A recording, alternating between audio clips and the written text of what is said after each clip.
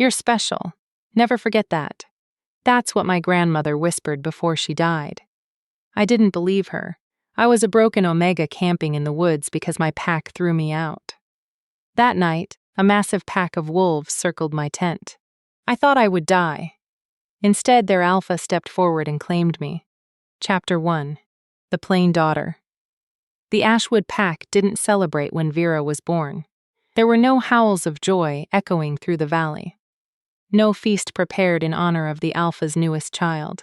Instead, there was silence, the kind that settles over a funeral, heavy and suffocating. Her mother, Luna Catherine Ashwood, had labored for 14 hours in the pack's main lodge, surrounded by midwives who whispered prayers to the moon goddess. Everyone had expected another alpha, another golden child to add to the Ashwood legacy. What they got was Vera, small, weak omega. Vera grew up knowing she was a disappointment before she could even walk, while her sister Aurora was paraded through pack gatherings like a prize jewel. Her alpha aura so strong it made visiting wolves bow their heads in submission. Vera was kept in the background hidden. A secret shame. Don't slouch, Vera. Her mother would hiss at pack dinners, her perfectly manicured nails digging into Vera's shoulder. At least try to look presentable. Aurora would laugh, the sound like wind chimes. Beautiful and careless. Mother, let her slouch. It's not like anyone's looking at her anyway. The worst part, Aurora was right. Vera was 17 now, and she'd perfected the art of being invisible. She wore neutral colors, grays, and browns that helped her blend into the woodwork. She kept her honey blonde hair tied back in a simple braid, never styled like Aurora's cascading golden curls. She'd learned to make herself small at gatherings, to occupy as little space as possible to ensure her omega scent, soft rain and wild chamomile, was always masked with scent blockers. Because omega scent attracted the wrong kind of attention. You're lucky you're even allowed at these events. Aurora had told her, once applying crimson lipstick in the mirror they shared. Well, that Aurora had claimed Vera was only allowed to use it when her sister wasn't around. Father wanted to send you to the Omega quarters with the others. I convinced him to let you stay in the family wing. You should thank me. Vera never thanked her, because she knew the truth. Aurora kept her close, not out of love, but to have a constant comparison. Next to Vera, Aurora shone even brighter. The Ashwood territory sprawled across the northern mountains, an expanse of pine forests and rocky peaks that had belonged to their bloodline for 7 generations.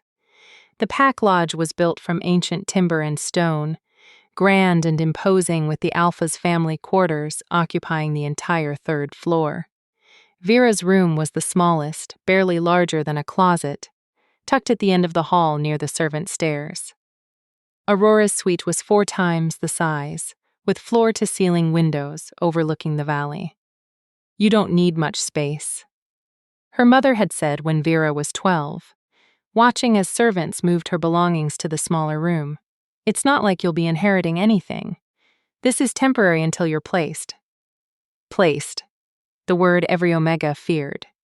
In the werewolf world, Omegas were commodities.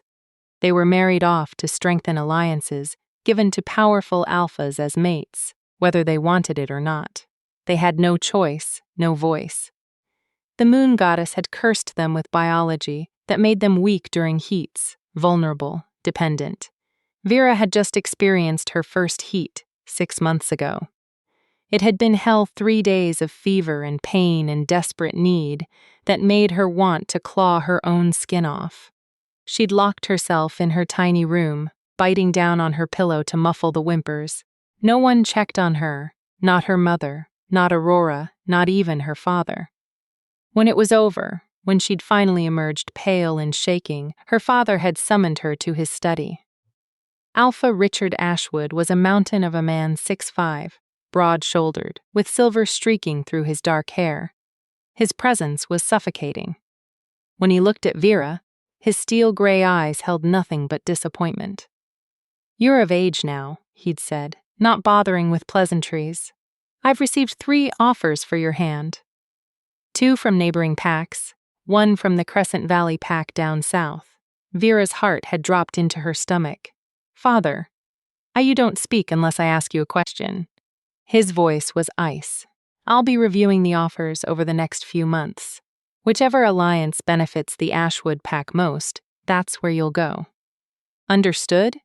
She'd nodded, throat tight. "You're dismissed." That was 2 months ago. Since then, Vera had lived in a state of constant dread, waiting for her father to make his decision, waiting to learn which stranger she'd be forced to spend the rest of her life with. But everything changed the night of the Harvest Moon Festival. The festival was the biggest event of the year, a celebration where all the packs in the northern region gathered to honor the moon goddess and strengthen bonds. This year, the Ash Pack was hosting, which meant their lodge was filled with visiting alphas, betas, and even a few omegas from other territories. Vera had been assigned to serving duty, while Aurora wore a stunning emerald gown and mingled with visiting dignitaries. Vera wore a plain servant's dress and carried trays of drinks through the crowded great hall. "More wine," an alpha from the Riverside pack demanded, shoving his empty glass at her without even looking. "Yes, sir," Vera murmured, refilling it. She was near the kitchen doors when she heard Aurora's laugh ring out above the music. Vera glanced over and felt her chest tighten. Her sister was standing with Damon, Blackthorn Alpha of the most powerful pack in the region. He was breathtakingly handsome, tall and lean with dark hair and sharp features that looked carved from marble. But it was his eyes that people talked about. Ice blue, intense, capable of pinning you in place with a single glance. Aurora had been pursuing him for months. Everyone knew it. She wanted to be Luna of the Blackthorn pack, wanted the power and prestige that came with it. She's going to get what she wants. Another servant whispered beside Vera. "Look at him. He can't take his eyes off her." It was true. Damon was watching Aurora with an expression Vera couldn't quite read. Interest, fascination. Pain lanced through Vera's chest. Not jealousy exactly, but something worse. Longing. Not for Damon specifically, but for what Aurora had. Choice, freedom, the ability to pursue what she wanted, rather than being sold off like livestock. Vera jumped. An older beta woman was glaring at her. "Stop daydreaming and bring more appetizers to the high table now." "Yes, ma'am." Vera hurried toward the kitchens, head down, trying to be invisible. She was so focused on not being noticed that she didn't see the person stepping backward until it was too late. She crashed directly into them. The tray went flying. Glasses shattered. Wine splashed across expensive clothing. Ver's horror was absolute. She just spilled an entire tray of drinks on. "Watch where you're going, Aurora." Her sister stood there, emerald dress now stained dark red with wine, her face contorted with rage. The entire hall had gone silent. Everyone was staring. "You clumsy, worthless." Aurora raised her hand. The slap cracked across Vera's face like a whip. Her head snapped to the side, cheek exploding with pain. "Aurora." Their mother appeared, face pale. But she wasn't rushing to Vera's defense. She was looking at the gathered crowd, at the visiting dignitaries, witnessing this humiliation. "Take this. Take her out of here." Now. 2 servants grabbed Vera's arms, hauling her toward the side exit. Through blurry vision, she caught one last glimpse of the hall. Aurora was being comforted by several alphas. Their mother was apologizing profusely to Damon Blackthorn and her father. Her father was looking at Vera with pure disgust. She'd embarrassed the pack. In front of everyone, Vera knew that she'd crossed a line she could never come back from. Chapter 2. The Punishment. They threw Vera into her room like she was garbage. She hit the floor hard, palms scraping against the rough wooden boards. The door slammed shut behind her, followed by the distinct click of a lock turning. They'd locked her in like a prisoner. Vera pushed herself up slowly, her cheeks still throbbing from Aurora's slap. Her hands were shaking. Her chest felt too tight, like something was crushing her ribs from the inside. She'd ruined everything. The festival was supposed to showcase the Ashwood Pack's strength, their hospitality, their prestige. Instead, Vera had made them look incompetent, careless, weak. She sank onto her narrow bed, pulling her knees to her chest. The sounds of the festival continued below. Music and laughter filtering up through the floorboards. Life going on as if she didn't exist, as if she'd never existed at all. Hours passed. The music eventually faded. Footsteps echoed through the halls as guests retired to their rooms. Vera sat in the darkness, waiting. She knew her father would come. He always did when she disappointed him. The lock clicked open just after midnight. Alpha Richard Ashwood filled the doorway, his massive frame backlit by the hallway torches. He didn't enter, just stood there looking at her with those cold gray eyes. "Do you have any idea what you've done?" His voice was quiet, deadly quiet. Vera's throat closed up. "Father, I'm sorry. I didn't mean to." Damon Blackthorne was about to announce his intention to court Aurora. Each word was measured, precise. He was going to declare it publicly in front of all the regional alphas. "Do you understand what that means?" The Blackthorne pack allying with ours through marriage, the power that would bring. Vera's stomach dropped. I didn't know. Of course, you didn't know because you never think beyond your own clumsiness, your own inadequacy. He stepped into the room, and Vera instinctively pressed herself against the wall. "After your little spectacle, Damon left. Didn't even finish his drink. Said he needed to reconsider some things. No." The word came out as a whisper. "Aurora is devastated. Your mother is humiliated." And he exhaled slowly like he was trying to control himself. "I have been far too lenient with you, Vera. I've let you live in this house, eat at our table, bear our name. Despite what you are, Omega, defective, broken. I made a decision tonight," her father continued. "The Crescent Valley Pack's offer for your hand. I'm accepting it. Alpha Garrett's son needs a mate, and you'll be leaving with their delegation in the morning." The room spun in the morning. "Father, please. You should be grateful. Garrett is being extraordinarily generous considering his son is damaged. A training accident left him scarred, partially blind. No respectable Omega wants him." Richard's smile was cruel. "But you're not respectable, are you? You're a stain on this family, and now you'll be someone else's problem." Tears burned Vera's eyes, but she refused to let them fall. Refused to give him the satisfaction. "You'll be ready at dawn. Pack only what you can carry. Everything else stays here." He turned to leave, then paused. "Oh, and Vera, don't bother saying goodbye to anyone. No one wants to see you." The door closed. The lock clicked. Vera sat frozen for a long moment, her father's words echoing in her skull. Tomorrow, dawn, gone. She was being shipped off to marry a stranger. Someone even other Omegas rejected. She'd be trapped in an unfamiliar pack, bound to a man she'd never met, forced to produce heirs and play the beautiful mate for the rest of her life. Unless the thought came slowly, dangerously. Unless she ran. Vera stood up, her decision crystallizing with sudden clarity. She couldn't do this. Couldn't let them sell her off, couldn't spend her life as someone's unwanted burden.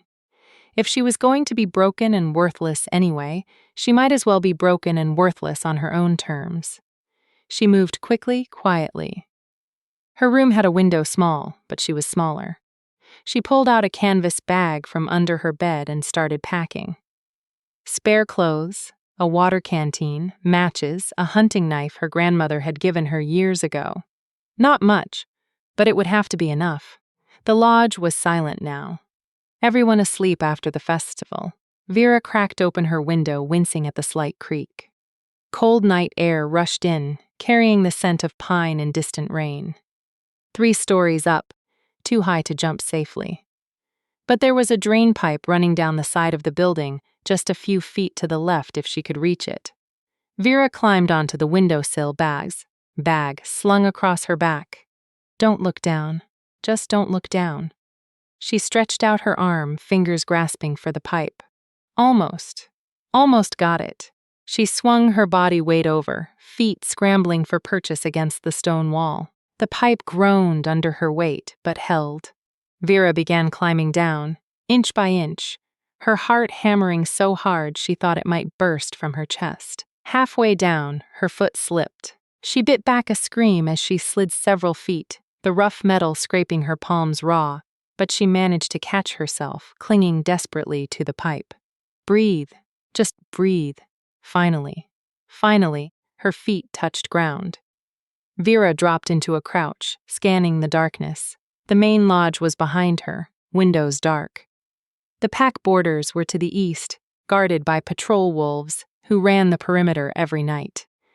She couldn't go that way, which meant she had to go deeper into the mountains, into the unclaimed territories, into the wild lands where rogues and worse things hunted. It was suicide. Everyone knew that the deep mountains were dangerous, full of predators, treacherous terrain, and packs of wild wolves that answered to no alpha. Werewolves didn't venture there unless they had a death wish, but Vera was out of options. She ran. The forest swallowed her within minutes, trees closing in like prison bars. Vera didn't have a plan beyond away from the lodge, away from her family, away from the life that had been chosen for her. Her Omega wolf whimpered inside her mind, frightened and confused. But Vera pushed the feeling down. She ran until her lungs burned and her legs screamed. Ran until the lodge was far behind and the forest grew darker, wilder. Ran until she couldn't run anymore. When she finally collapsed, she was somewhere deep in the mountains. Somewhere she didn't recognize. Vera leaned against a tree, gasping for air. Her hands were bleeding from the drain pipe, her cheeks still swollen from Aurora's slap. She was alone in the wilderness with barely any supplies, and she'd never felt more free in her entire life. The thought made her laugh a slightly hysterical sound that echoed through the trees. Free. She was free. Even if that freedom killed her, Vera found a small clearing and decided to make camp. She couldn't keep running blindly through the dark. She'd break an ankle or walk off a cliff. Better to rest until dawn than figure out her next move. She gathered fallen branches and managed to start a small fire with shaking hands. The flames pushed back the darkness, creating a tiny bubble of warmth and light. Vera sat beside it, pulling her jacket tighter. The night was full of sounds, rustling leaves, distant bird calls, the whisper of wind through branches, and underneath it all, something else. Something that made her wolf perk up nervously. Footsteps, no paw steps. Vera's blood turned to ice. She stood slowly, the hunting knife suddenly in her hand. The fire crackled beside her, casting dancing shadows. And then she saw them. Eyes, dozens of glowing eyes circling her clearing in the darkness. Wolves, not werewolves. These were pure wolf, wild, massive. Their shoulders stood as high as her waist, their teeth gleaming white in the firelight.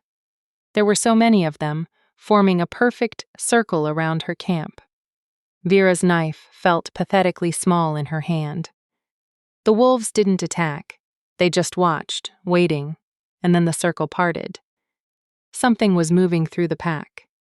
Something larger than the others. Vera's breath caught as it stepped into the firelight. A wolf the size of a small horse, its fur so black it seemed to absorb the light around it. But its eyes were gold, bright, intelligent gold, that seemed to see straight through her. This wasn't a regular wolf. This was an alpha. The creature regarded her with those unsettling golden eyes, head tilted slightly, assessing, judging. Vera knew she should run, should shift and try to fight, should do something, but she couldn't move, could barely breathe. The massive black wolf took another step closer, then another. It was close enough now that Vera could feel the heat radiating from its body, could see the rise and fall of its powerful chest, close enough to kill her with one swipe of its enormous paws. The wolf lowered its head and sniffed her. Vera stood perfectly still, every instinct screaming at her to flee. But there was nowhere to go. The pack still surrounded her, cutting off every escape route. The black wolf's nose traveled from her feet, up to her face, taking in her scent. Then it did something that made Vera's heart stop. It pressed its massive head against her chest, gently, almost affectionately. What? The other wolves began to move, not attacking, approaching. They pressed in close, surrounding Vera in a circle of fur and muscle and heat. Not threatening, protective, the black wolf pulled back and looked at her again with those gold eyes. And Vera could have sworn she saw recognition there. Understanding like it knew exactly what she was running from. The wolf turned and walked back toward the tree, but it paused, looking over its shoulder at her, waiting. Come with us, it seemed to say. You're safe here. Ver's logical mind told her this was insane. Following a pack of wild wolves deeper into the mountains. That was a fairy tale way to die. But her wolf, her omega wolf that had been silent and suppressed her whole life, was practically purring. Pack, it whispered. This is pack. The black wolf waited, and Vera, with nothing left to lose and nowhere else to go, made a choice. She followed. Chapter 3, The Wild Pack. The wolves moved through the forest like shadows, silent and swift. Vera struggled to keep up, her human form clumsy compared to their fluid grace. Branches caught at her close. Roots tried to trip her feet, but the black wolf never went too fast. It would pause every few minutes, waiting for her to catch her breath.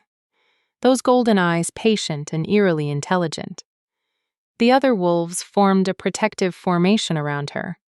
Some ahead, some behind, some flanking her sides, like they were guarding something precious. It made no sense. Wild wolves didn't protect humans. They certainly didn't protect werewolves, but these weren't normal wolves. Vera was becoming increasingly certain of that. They climbed higher into the mountains, following paths that barely existed. The air grew thinner, colder. Vera's lungs burned with each breath. But she pushed forward. What choice did she have? Turn back to face her father's wrath, to be shipped off to Crescent Valley like damaged goods? No, this was madness. But it was her madness. After what felt like hours, they emerged into a valley Vera had never seen before. It was hidden between two mountain peaks, accessible only through a narrow path they'd just traversed, and it was beautiful. A river cut through the center, fed by waterfalls that cascaded down the rocky cliffs. Pine trees grew thick and tall, their branches creating a canopy that filtered the moonlight into silver beams. There were caves dotted along the valley walls, and in the center, Vera stopped, her jaw dropping. A den. A massive den built into the hillside. Its entrance framed by ancient stones that looked deliberately placed. This wasn't just wilderness. This was a home. The black wolf led her toward it, and, as they approached, more wolves emerged from the shadows. Dozens of them, a whole pack watching her with curious eyes. But these wolves were wrong, too big, too aware. The way they moved, the way they looked at her, it was almost human. Realization struck her like lightning. You're not wolves, Vera whispered. You're werewolves. The black wolf turned to face her, and then, impossibly, horrifyingly, it began to change. Bones cracked and reformed, fur receded into skin. The massive beast contracted, shifted, transformed. Vera watched in stunned silence as the wolf became a man. He was tall, well over 6 feet, with a powerful build and dark hair that fell to his shoulders. His skin was bronzed, marked with scars that told stories of battles survived. But it was his eyes that held her captive. Those same golden eyes now in a devastatingly handsome human face, with sharp cheekbones and a strong jaw. He was completely naked, utterly unself-conscious about it. You're right, he said, his voice deep and rough like distant thunder. We're not wolves. We're werewolves, but not like you. Vera's mind reeled. Not like. What does that mean? It means we don't belong to any pack. We don't follow alpha hierarchies or pack politics. We're ferals. He said the word like it was something to be proud of. Wolves who rejected the system and chose to live wild. Ferals. Vera had heard of them. Cautionary tales told to young pups about werewolves who gave into their animal nature completely, who abandoned civilization and became monsters. They were supposed to be mindless, violent, dangerous. But this man, this feral alpha, was looking at her with perfect clarity and something that almost looked like kindness. "My name is Kieran," he continued. "I'm the alpha of this pack and you're in our territory." "I'm sorry. I didn't mean to." Virasa started backing up. "I'll leave. I'll go. Peace, little Omega." Kieran raised his hand, a calming gesture. "I'm not threatening you. I'm offering you sanctuary." Vera froze. "What?" "I could smell your fear from miles away. Terror and desperation. The scent of someone running from something worse than death." His golden eyes studied her face, taking in the bruise on her cheek, the raw scrapes on her palms. "You're Packhorn, well bred from the smell of you, but you ran." "Why?" The question was gentle, but Vera felt tears prick her eyes anyway. "Because they were going to sell me, trade me off to strengthen an alliance. And I couldn't be someone's bargaining chip anymore." Kieran's expression darkened. "The pack system," he said with disgust, "treating people like property. This is why we left." Vera looked around at the other wolves, some still in animal form, others shifting back to human. Men and women, young and old, all watching her with varying degrees of curiosity. "All of us," Kieran gestured to his pack. "Every wolf here was rejected by the pack system. Too weak, too damaged, too rebellious. The unwanted ones." His smile was sharp. "We found each other and built something better." A woman approached, lean and athletic with short silver hair and striking amber eyes. She was naked too, freshly shifted, but carried herself with the same unself-conscious confidence as Kieran. Another stray Kieran. Her voice was wry but not unkind. "This is Sage," Kieran introduced. "My second Sage. This is Vera," she supplied quietly. "Vera, Ashwood." Sage's eyebrows shot up. "Ashwood, as in the Northern Ashwood pack." Vera nodded, bracing for judgment. But Sage just laughed a bright, startling sound. "Oh, I bet. Richard is losing his mind right now, his precious bloodline running off into the wilderness." She grinned at Vera. "I like you already. You know my father?" "Know of him," Sage corrected. "I was from the Riverside pack originally. Left 3 years ago when my alpha tried to force me into a mating with his brother. Killed the brother when he tried to claim me anyway." She said it matter-of-factly, like discussing the weather. "Been feral ever since. Best decision I ever made." Vera stared at her. This woman had killed an alpha and lived, had chosen freedom over submission and survived. It seemed impossible. "You're safe here," Kieran said, drawing Vera's attention back to him. "No one will force you into anything. No one will hurt you. You can stay as long as you need to decide what you want to do next." "I don't understand," Vera said slowly. "Why are you helping me?" "You don't know me," Kieran's expression softened. "Because I was you once, 14 years ago. I was a young alpha in the Shadow Pine Pack. My father wanted me to challenge our alpha for dominance. Said it was my destiny, my birthright. But I didn't want to kill someone just to prove I was stronger, so I refused." He looked away toward the dark forest beyond. "My father disowned me, called me weak, unworthy of the alpha name. So I left, came to these mountains to die. Honestly." "What changed?" Vera asked. "I found others like me, wolves who didn't fit the mold. We formed our own pack, one built on choice instead of hierarchy, on freedom instead of obligation." He met her eyes again. "We've been here ever since, taking in strays who need shelter from the storm." Vera's throat tightened. All her life, she'd been taught that pack was everything, that the hierarchy was natural, ordained by the moon goddess herself. Alphas ruled, Beta served, Omega submitted. That was the order of things. But here was an entire pack that had rejected that order. And they seemed happy. "I can't shift," Vera blurted out suddenly. She didn't know why she said it. Maybe because these people were being so kind and she needed them to know the truth before they wasted their compassion on her. "I mean, I can, but I'm weak. My wolf is small and pathetic. I'm Omega.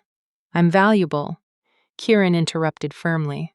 "Omegas are valuable, Vera.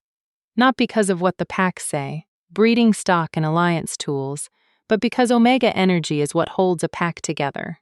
It's the glue, the heart. Without Omegas, Alphas tear each other apart, fighting for dominance. Sage nodded. We have 2 other Omegas in the pack. Both of them chose to be here. Both of them are cherished. She smiled. You'll meet them tomorrow. Right now you look dead on your feet. Vera realized she was swaying slightly, exhaustion finally catching up with adrenaline. When was the last time she'd slept? Actually slept, not just laid awake, worrying. Come, Kieran said gently. We'll get you settled. He led her into the den, and Vera was shocked to find it warm and well-maintained inside. Furs lined the floors and walls, creating insulation. There were separate chambers branching off from the main cavern. Each one clearly someone's personal space. Torches burned in brackets, casting flickering light. It was primitive compared to the Ashwood Lodge, but it was cozy, lived in, like a real home. Kieran showed her to a small chamber near the back. This was empty. You can use it as long as you're here. He paused. We don't have much in the way of human things. Most of us prefer being in wolf form, but Sage can probably find you some clothes that fit. There's a hot spring about 100 yards north if you want to wash up. Vera looked at the small space at the pile of furs that would serve as a bed at the natural shelf carved into the rock wall. It was sparse, basic. It was more than anyone in the Ashwood pack had ever offered her. Thank you, she whispered, her voice cracking. I don't know how to repay. You don't repay kindness, Kieran said simply. That's the first rule of this pack. We take care of each other because that's what family does. No debts, no obligations. Just care. He left her alone then, pulling a leather curtain across the entrance to give her privacy. Vera stood in the small chamber, her bag still slung over her shoulder, and felt something break open inside her chest. It was like a dam bursting. All the fear and pain and loneliness she'd been holding back for 17 years suddenly flooding out. She sank onto the furs and wept. But these weren't tears of despair, they were tears of relief. Because for the first time in her life, someone had looked at her at broken, worthless Omega Vera and said, "You're valuable. You're safe. You belong," and she'd believed them. Vera woke to sunlight streaming through a crack in the rock wall. For a moment, she was disoriented. This wasn't her tiny room in the Ashwood Lodge. The scent was all wrong. Earthy and wild instead of polish and perfume. Then memory crashed back. The festival, Aurora's slap, her father's ultimatum, the escape, the wolves. Vera sat up slowly, wincing at the ache in her muscles. Every part of her body hurt. Her palms were scabbed over from the drain pipe. Her legs screamed from all the running. Her face throbbed where her sister had struck her. But she was alive. She was free. Voices echoed from the main cavern, laughter and conversation. The sounds of people waking up and starting their day. Vera stood and peeked around the leather curtain. The den was bustling with activity. Wolves in various states of dress were moving around, some fully clothed in rough, hewn leather and furs, others completely naked and unbothered. A fire burned in a pit at the center, and someone was cooking what smelled like freshly caught fish. Vera's stomach growled loudly. "You're awake." Sage appeared beside her, making Vera jump. The silver-haired woman was dressed now in fitted leather pants and a simple tunic. "Good. You look less like a terrified rabbit this morning. Come on, breakfast." She didn't wait for Vera to respond, just grabbed her arm and pulled her into the main cavern. Wolves looked up as they passed, offering nods and curious smiles. No one stared at the bruise on her face. No one whispered behind their hands about her Omega scent. They just accepted her presence. Sage led her to the fire where a young man was expertly filing fish. He had warm brown skin and kind eyes, his dark hair pulled back in a bun. "This is River," Sage introduced. "He's one of our Omegas. River, meet Vera." River looked up and smiled, a genuine warm smile that reached his eyes. "Welcome here. You must be starving." He handed her a piece of cooked fish on a flat stone that served as a plate. Vera took it hesitantly. Thank you. River was from the Eastern Coastal Pack, Sage explained, sitting cross-legged by the fire. Left when his alpha tried to mate him to a visiting dignitary without his consent. Didn't just try. River corrected cheerfully. Actually went through with the claiming ceremony, so I waited until he fell asleep and broke both his legs. His smile never wavered. Then I ran. Karen found me half dead from exhaustion about 2 years ago. Vera stared at him. Sweet, gentle-looking River had crippled an alpha. Don't look so shocked. River laughed. Omegas aren't weak, Vera. We're just taught to believe we are. There's a difference. Before Vera could respond, another voice called out. Fresh meat incoming. A group of wolves entered the den carrying a deer carcass between them. They were laughing, covered in dirt and blood, clearly energized from the hunt. Kieran was among them, and he caught Vera's eye across the cavern.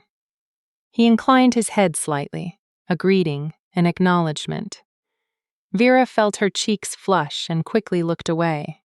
What was wrong with her? She'd just escaped one pack.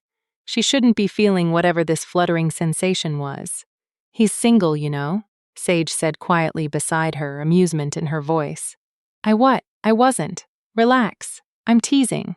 Sage bumped her shoulder. But for the record, Kieran is a good male. The best I've ever known, actually. He'd never take advantage. Vera nodded, not trusting herself to speak. The morning passed in a blur of new experiences. River showed her the hot spring where she could bathe.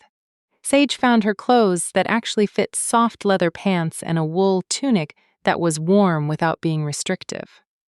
Another pack member, an older beta woman named Frost, taught her how to properly gut and clean a fish. Everyone treated her like she was already part of the pack, like she'd always belonged. It was disconcerting and wonderful and terrifying all at once. By midday, Vera found herself sitting on a rock, outcropping, overlooking the valley, just breathing, processing. The sun was warm on her face. The breeze carried the scent of pine and wild flowers, and for the first time in years, she felt her shoulders relax. Mind if I join you? Kieran climbed up beside her, settling on the rock with easy grace. He'd cleaned up from the hunt and was wearing dark leather pants and a loose shirt. His long hair was still damp. It's your territory, Vera said. I should be asking you that. This isn't about territory. It's about respect. Kieran looked out over the valley. How are you holding up? Vera considered lying. But something about those golden eyes made her want to be honest. I don't know. Part of me keeps waiting to wake up or for someone to tell me this is all a trick. It's not a trick. I know. Logically, I know that. But I've spent my whole life being told I'm worthless. That omegas are weak and need to be protected and controlled. And now you're all saying the opposite. And you don't know who to believe. Kieran finished. Vera nodded. Believe your instincts, Kieran said. Your wolf knows the truth. She knows when she's being respected versus controlled. Listen to her. Vera closed her eyes, reaching for that part of herself she usually kept buried. Her wolf stirred, lazy and content, in a way she'd never felt before. Safe, her wolf murmured. This is safe. This is right. My pack will be looking for me, Vera said, opening her eyes. My father won't let me go without consequences. Hell send trackers. Let them come. Kieran's voice was hard. This valley is warded by magic older than the pack system. Your father's trackers won't be able to find it unless we want them to. You're under my protection now, Vera. No one takes wolves from my pack against their will. The certainty in his voice made something warm unfurl in Vera's chest. Protection, real protection. Not the conditional kind that came with endless strings attached. Why are you doing this? She asked. Really? You could have just let me pass through. Sent me on my way. Kieran was quiet for a long moment then. Because I remember what it feels like to have nowhere to go. To be rejected by the people who were supposed to love you unconditionally. I swore when I formed this pack that I'd never turn away someone who needed sanctuary. He looked at her. You needed sanctuary, Vera. So I gave it. Simple as that. It wasn't simple. Nothing about this was simple. But sitting here in the sunshine with this feral alpha who'd offered her safety without demanding anything in return, Vera felt something shift inside her. Hope, fragile and tentative, but real. Maybe, just maybe, there was a life beyond the one she'd been born into. Maybe she could actually be free. Chapter 4. Learning to be wild. The days blurred together in a way that should have been disorienting, but somehow felt natural. Vera fell into the rhythm of the feral pack like she'd always belonged there. Waking with the sunrise, helping with daily tasks, learning skills she'd never been taught in the Ashwood Lodge. It had been a week since she'd arrived, and already the Ashwood pack felt like a distant nightmare. "You're gripping too tight," Sage said, adjusting Ver's fingers on the bow. "Archery is about letting go." Not holding on, they were in a clearing about half a mile from the den practicing. Sage had insisted that every member of the pack needed to know how to hunt and defend themselves, regardless of designation. "Omegas don't fight in my old pack," Vera said. Focusing on the target, a crude circle carved into a tree trunk 50 feet away. "That's because your old pack was run by idiots." Sage stepped back. "Now breathe out and release."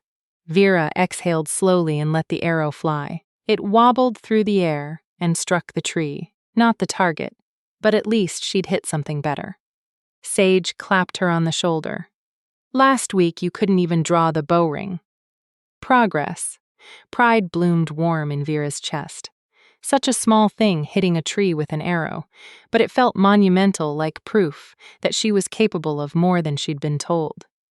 Again, Sage instructed, handing her another arrow. They practiced until Vera's arms trembled with exhaustion, but she didn't complain. Each arrow that flew felt like shedding another piece of the helpless Omega she'd been raised to be. When they returned to the den, River was teaching a group of younger wolves how to identify medicinal herbs. He waved Vera over enthusiastically. Perfect timing. "I need someone to test my new salve." He held up a clay pot filled with green paste. "It's for healing bruises and inflammation. That mark on your face is fading, but this should help it along."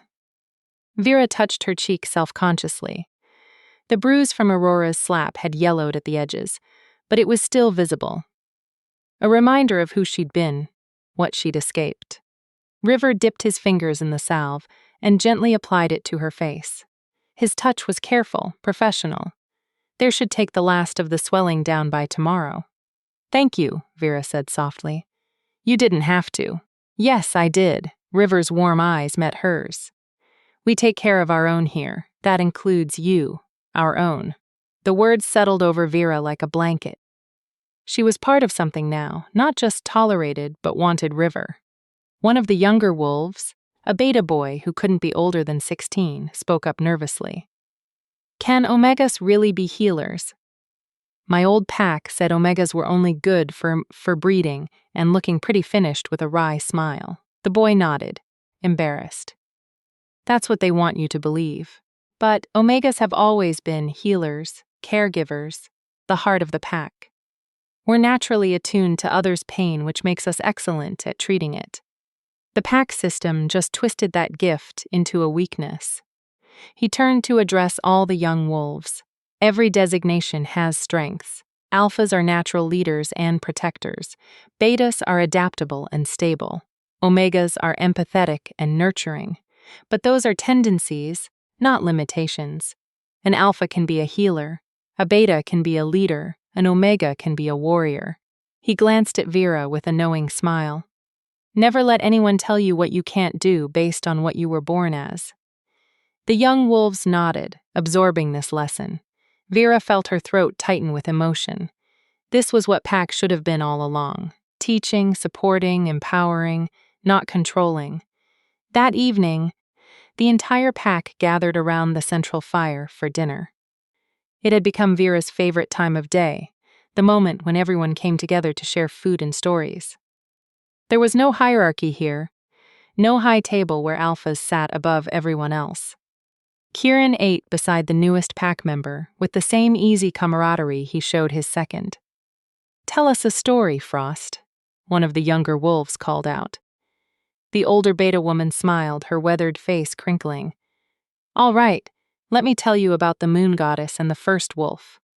Vera listened, mesmerized as Frost wove a tale she'd never heard before, a version of their origin story where the moon goddess didn't create hierarchies or designations. In this telling, she created wolves to be free, wild, and equal.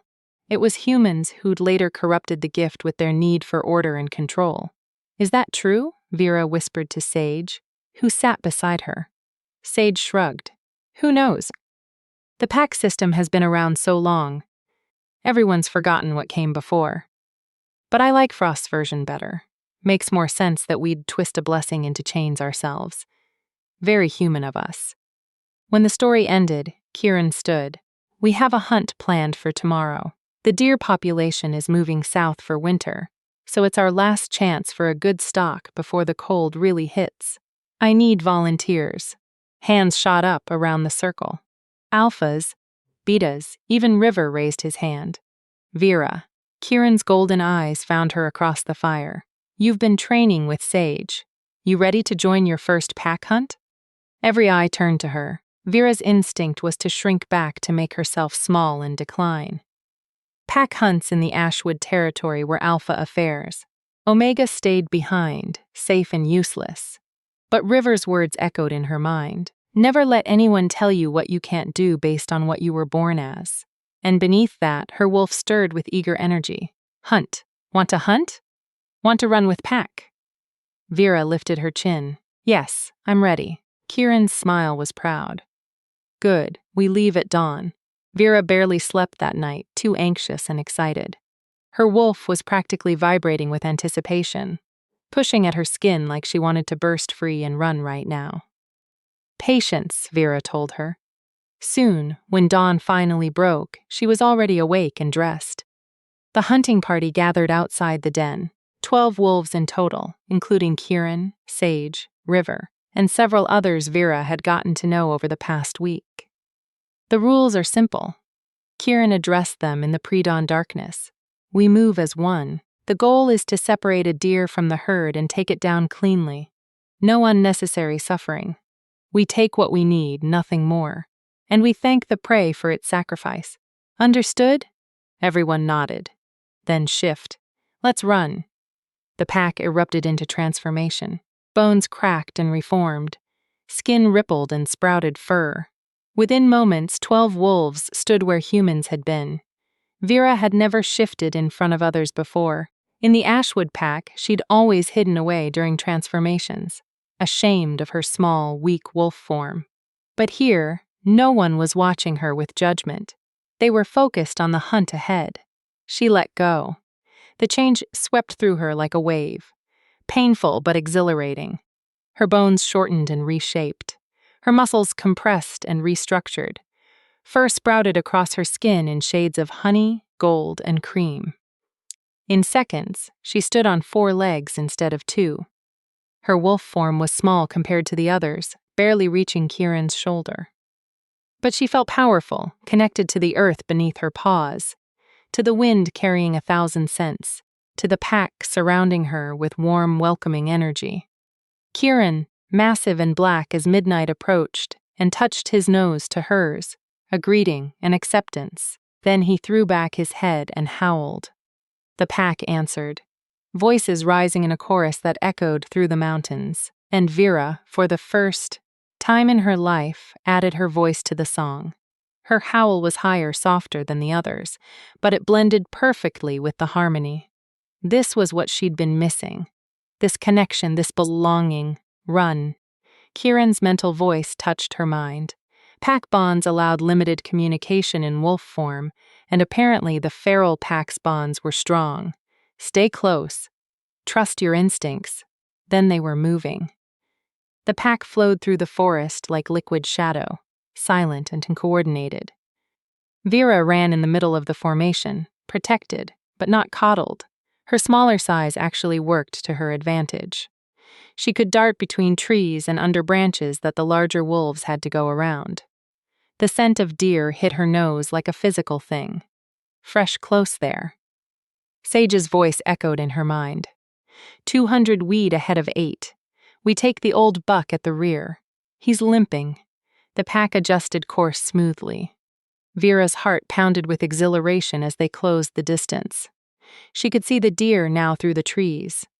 Grazing in a small clearing the buck Sage had mentioned was indeed favoring his left rear leg. "Circle formation," Kieran commanded. "Don't attack until I give the signal. We do this with honor." The pack spread out, creating a wide perimeter around the deer herd. The animals sensed danger, but couldn't pinpoint the direction. The wolves were downwind, silent, invisible. Now they moved as one. The deer scattered in panic, but the pack had already cut off most escape routes. The old buck tried to run despite his injury, but Sage and another wolf herded him away from the herd toward Kieran. Vera watched in awe as Kieran took the buck down with one precise leap, jaws closing around the throat, the kill swift and merciful. The buck barely had time to struggle before it was over. "Well done." Kieran's voice carried approval to the whole pack. "Vera, approach." Vera hesitated, then picked her way forward. The buck lay still on the ground. Kieran standing over it respectfully.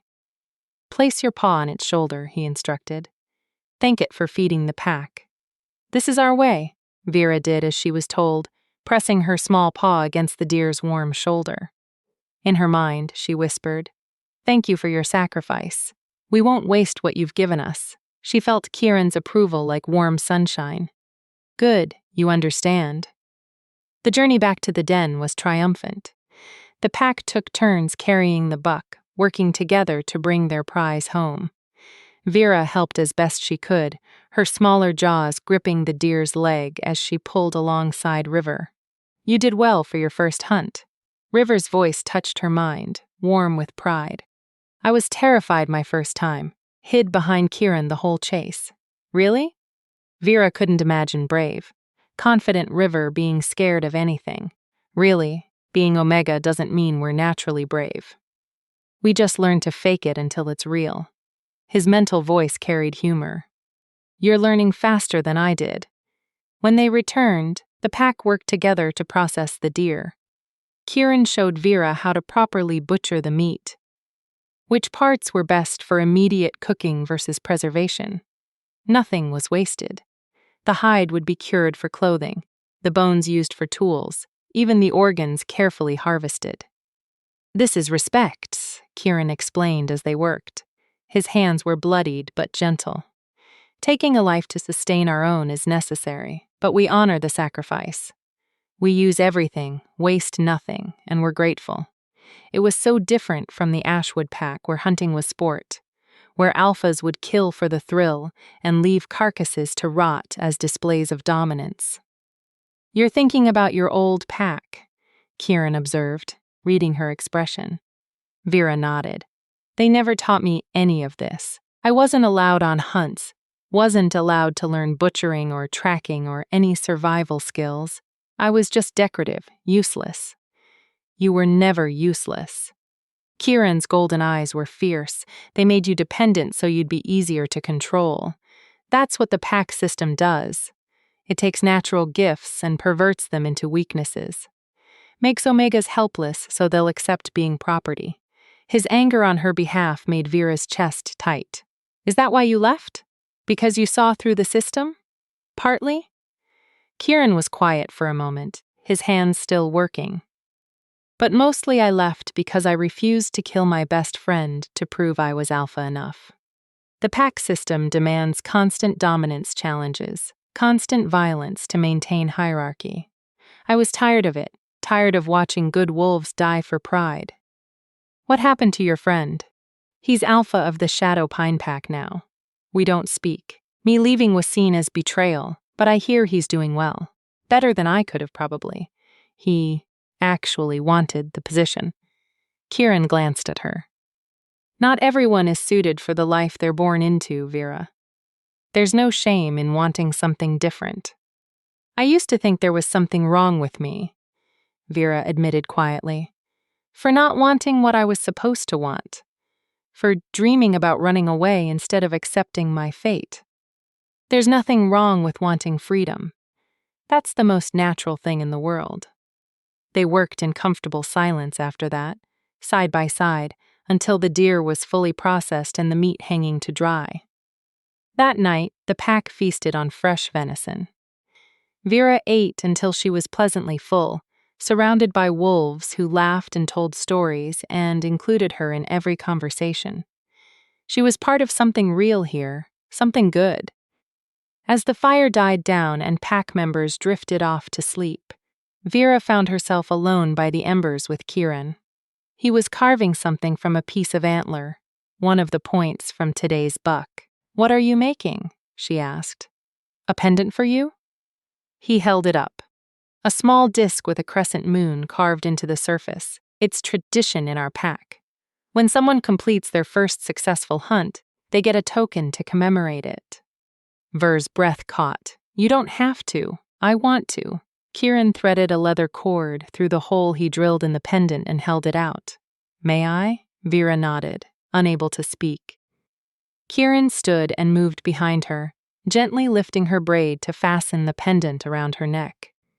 His fingers were warm against her skin, sending little sparks of awareness through her. The pendant settled just below her collarbone, the carved moon catching the firelight. "There," Kieran said softly, moving back around to face her. "Now you're officially pack." Tears pricked Vera's eyes. "I don't know what to say." "You don't have to say anything." His smile was gentle. "Just keep being yourself. Keep growing into who you're meant to be. That's enough." Vera touched the pendant, feeling the smooth bone warm beneath her fingers. A week ago she'd been broken, worthless, running into the wilderness to die. Now she was a hunter, a pack member, someone with value beyond what she could provide to others. Subscribe if you believe Vera deserves this second chance. Because wolves like Vera need people who won't abandon them when they finally find where they belong. Drop a comment if you know what it's like to finally find your pack. "Kieran," Vera said, her voice thick with emotion. "Thank you for everything, for seeing me when no one else did." His golden eyes held hers in the firelight. "I've always seen you, Vera. From the moment you stumbled into our territory, terrified but still standing. You've always been strong. You just needed a place where that strength was allowed to grow." Something passed between them in that moment. Understanding, connection, something deeper that Vera wasn't ready to name. Her wolf stirred restlessly, drawn to this alpha in ways that scared and thrilled her. But she pushed those feelings down. She'd just escaped being forced into a mating. The last thing she needed was to develop feelings for someone else, no matter how kind he was. Still, as she settled into her den for the night, the pendant resting against her heart, Vera couldn't help but smile. For the first time in 17 years, she was happy, and she was just beginning to realize how powerful a feeling that was. Chapter 5. The Search Party. Vera woke to the sound of urgent voices and the acrid scent of fear. Something was wrong. She scrambled out of her chamber, still half asleep, and nearly collided with River, who was rushing past. "What's happening?" she asked, grabbing his arm. River's warm eyes were troubled. Scouts just reported movement at the eastern border. A search party. Large one, at least 20 wolves, all wearing ashwood pack colors. Vera's blood turned to ice. "My father. Looks like it. Kieran's calling an emergency pack meeting. Come on." They hurried to the main cavern where the entire pack was already gathering. Kieran stood at the center, his presence commanding attention even in human form. Sage was beside him along with 3 wolves. Vera recognized as the pack's best scouts: Ghost, Raven, and Talon. "Report," Kieran ordered, his voice clipped and professional. Ghost, a lean woman with silver-streaked hair, stepped forward. 23 wolves total, led by an alpha male matching Richard Ashwood's description. They're using tracking magic blood scent specifically. They have something of Vera's, probably from her room. Vera's stomach dropped. Of course they did. Her father would have kept something. A pillowcase, a piece of clothing, anything that carried her scent. Blood magic could follow that trail anywhere. How close are they to the valley? Kieran asked. 2 miles, out, maybe less. But here's the interesting part. They keep circling. Like they can sense she's near but can't pinpoint the location. Ghost glanced at Vera. The wards are holding. They're confused, getting frustrated. That won't last, Sage said grimly. Eventually, they'll try to force their way through. And if they bring a witch or a shaman who knows how to break wards, then we have a problem. Kieran finished. His jaw tightened. We need to decide how to handle this. Options. We could fight. One of the younger alphas suggested. His name was Storm, and he was always eager for confrontation. We outnumber them if we count our whole pack. We could drive them off our territory and start a war. Sage shook her head. The Ashwood pack isn't just Richard and his trackers. It's 100 wolves with alliances across the northern territories. They could call in support from a dozen other packs. We'd be crushed. We could negotiate. River offered quietly. Explain that Vera came here of her own free will, that she's under our protection. Maybe they'd back down. You don't know my father, Vera said, her voice hollow. He doesn't negotiate. He doesn't compromise, and he certainly doesn't care about what I want. She looked at Kieran, fear and guilt warring in her chest. This is my fault. I brought this to your territory. I should go with them. End this before someone gets hurt. No, Kieran's voice cracked like a whip. Absolutely not. Your pack now, Vera. We don't abandon our own. But no buts. He crossed to her, placing his hands on her shoulders. His golden eyes were fierce, burning with determination. Listen to me. You are not property. You are not a bargaining chip. You are a person with agency and choice. And I will not let anyone take that from you. Not your father, not any pack, not anyone. Do you understand? Ver's eyes burned with unshed tears. You could lose everything because of me. Then we lose everything standing for what's right. Kieran looked around at the gathered pack. Anyone who disagrees can speak now, but know this. If we give up Vera to appease her father, we're no better than the pack system we rejected. We become cowards who only protect the people who are convenient. Silence stretched through the cavern. Then Sage stepped forward. I stand with Farah. As do I, River added immediately. And I, Frost called out. One by one, every member of the pack voiced their support. Even Storm, who'd suggested fighting, nodded firmly. She's pack. We don't give up, pack. Vera felt something break and rebuild inside her chest. These wolves, these ferals who owed her nothing, were willing to risk everything to keep her safe. It was more than her blood family had ever offered. Thank you, she whispered, her voice cracking. All of you. I don't deserve. You do, Kieran said firmly. Now we need a plan that doesn't involve either surrender or open warfare. He turned to Ghost.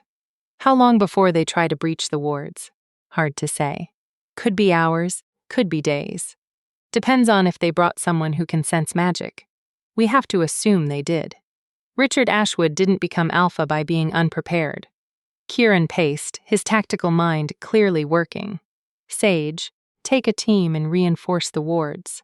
See if we can strengthen them, make them even harder to track. On it, Sage said, already gesturing to several pack members. Ghost, Raven, Talon, keep eyes on the search party. I want to know if they bring in reinforcements or if anyone tries to break the wards. Report any changes immediately. The scouts nodded and disappeared. Everyone else, prepare for the possibility of a siege. Stock up on supplies, secure the den, make sure the young ones know where to hide if things go bad. Kieran's voice was steady, controlled, a true alpha taking care of his pack. We don't panic, we don't provoke, but we also don't surrender. Clear, clear, the pack echoed. As everyone dispersed to their tasks, Vera stood frozen in place. This was really happening. Her father had come for her, and he wasn't going to leave without answers. Vera. Kieran touched her elbow gently. Come with me. He led her out of the den and up to the rock outcropping where they'd talked days before. The sun was just rising, painting the valley in shades of gold and pink. It was beautiful and peaceful, a stark contrast to the storm gathering at their borders. "You're blaming yourself," Kieran said. "It wasn't a question, shouldn't I? If I just accepted my fate, if I'd gone to Crescent Valley like my father wanted, none of this would be happening, and you'd be miserable. Trapped, slowly dying inside while pretending to smile." Kieran turned to face her fully. "Vera, listen to me. What your father did, what the entire pack system does, is wrong. Forcing people into Mings they don't want. Treating designations like they determine worth. Using fear and obligation to maintain control, all of it is wrong. You running was the bravest thing you could have done. It doesn't feel brave. It feels selfish. Choosing yourself isn't selfish. It's survival." His voice softened. "I know you're scared.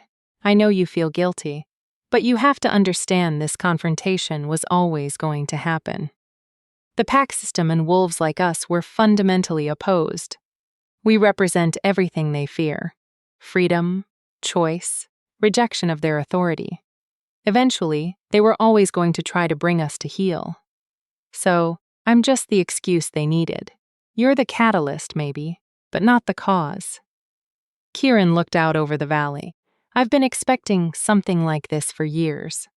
We've taken in dozens of runaways, helped countless wolves escape bad situations. The established packs have tolerated us because we stay hidden, stay out of their politics. But we were always going to cross a line eventually." "I just wish it wasn't my line," Vera said quietly. "I don't." When she looked at him in surprise, Kieran smiled slightly because if it wasn't you, it would have been someone else. "And I'm glad I get to fight for you, specifically. You deserve to be fought for." The sincerity in his voice made Vera's chest ache.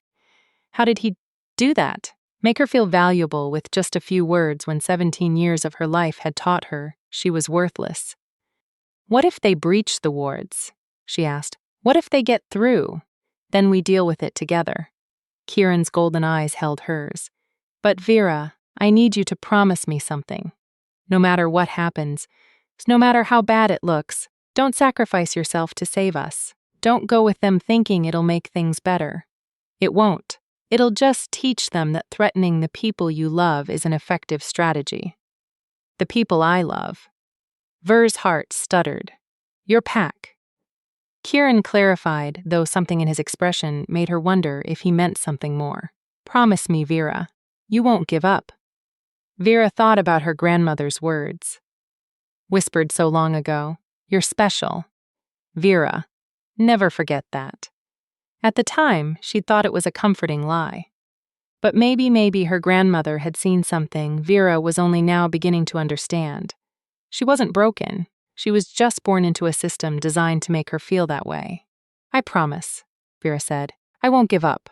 "Good." Kieran's smile was warm, proud. "Now come on.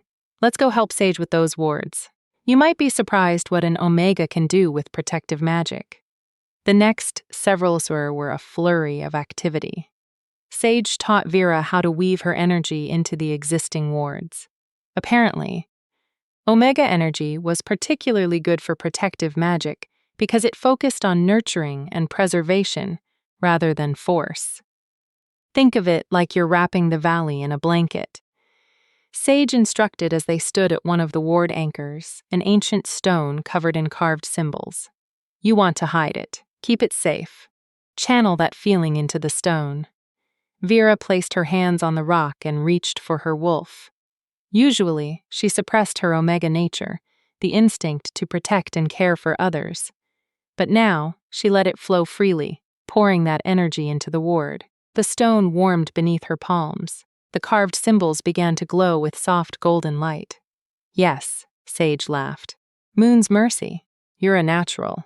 The ward is strengthening. I can feel it." They moved from anchor to anchor, Vera adding her energy to each one. By the time they finished, she was exhausted but satisfied. The valley felt more secure, wrapped in layers of protection that would confuse and repel anyone trying to find it. "That should buy us some time," Sage said, looking pleased. "Your father's trackers will be walking in circles for days." But fate, it seemed, had other plans. Ghost appeared just before sundown, her face grim. "We have a problem." Richard Ashwood brought a shaman, an old woman from the Mountain Ridge Pack.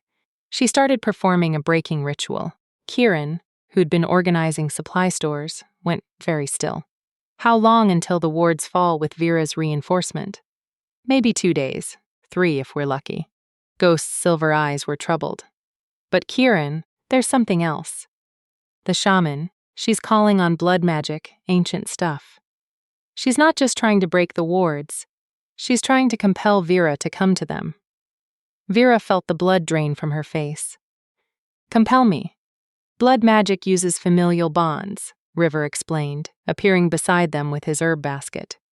"He must have been gathering supplies. Your father shares your blood. If the shaman is strong enough, she can use that connection to create a pull. You won't be able to resist. You'll feel compelled to walk right to them. Can we counter it?" Kieran demanded. "Maybe if we sever the blood bond first." River looked at Vera apologetically.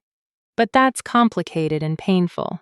It means ritually rejecting your birth pack, cutting yourself off from your family permanently. There's no going back from it." Vera thought about her family, her father who'd only ever seen her as a disappointment, her mother who'd never defended her, Aurora, who delighted in her humiliation. "How do we do it?" she asked. "Vera, think carefully," Kieran warned. "This isn't just symbolic. If you sever the blood bond, you'll never be able to rejoin the Ashwood pack. You'll be considered dead to them, an outcast." "I was already an outcast. They just let me live in their house." Vera lifted her chin. "I don't want that bond anymore, Kieran. I don't want any connection to people who treated me like property. Tell me how to sever it." River and Kieran exchanged glances. Then River sighed. "All right, but we need to do it tonight. Before the shaman's compulsion gets too strong, gather the pack. This requires witnesses." The moon was high when the pack assembled in the main cavern. Someone had drawn a circle in white ash on the stone floor, and River had prepared a bowl of herbs that smoked with pungent incense. Vera stood in the center of the circle, her heart pounding. Kieran was beside her, not as alpha, but as support. River stood at the circle's edge, holding an ancient-looking knife. "The ritual is simple, but binding," River explained to the gathered pack. "Vera will speak words of rejection, severing her ties to the Ashwood pack. Then she'll offer blood to seal the break. Once it's done, she'll be packless, a lone wolf until she's formally accepted into a new pack." "How do I get accepted into a new pack?" Vera asked nervously. "I'll handle that part," Kieran said quietly. "Trust me."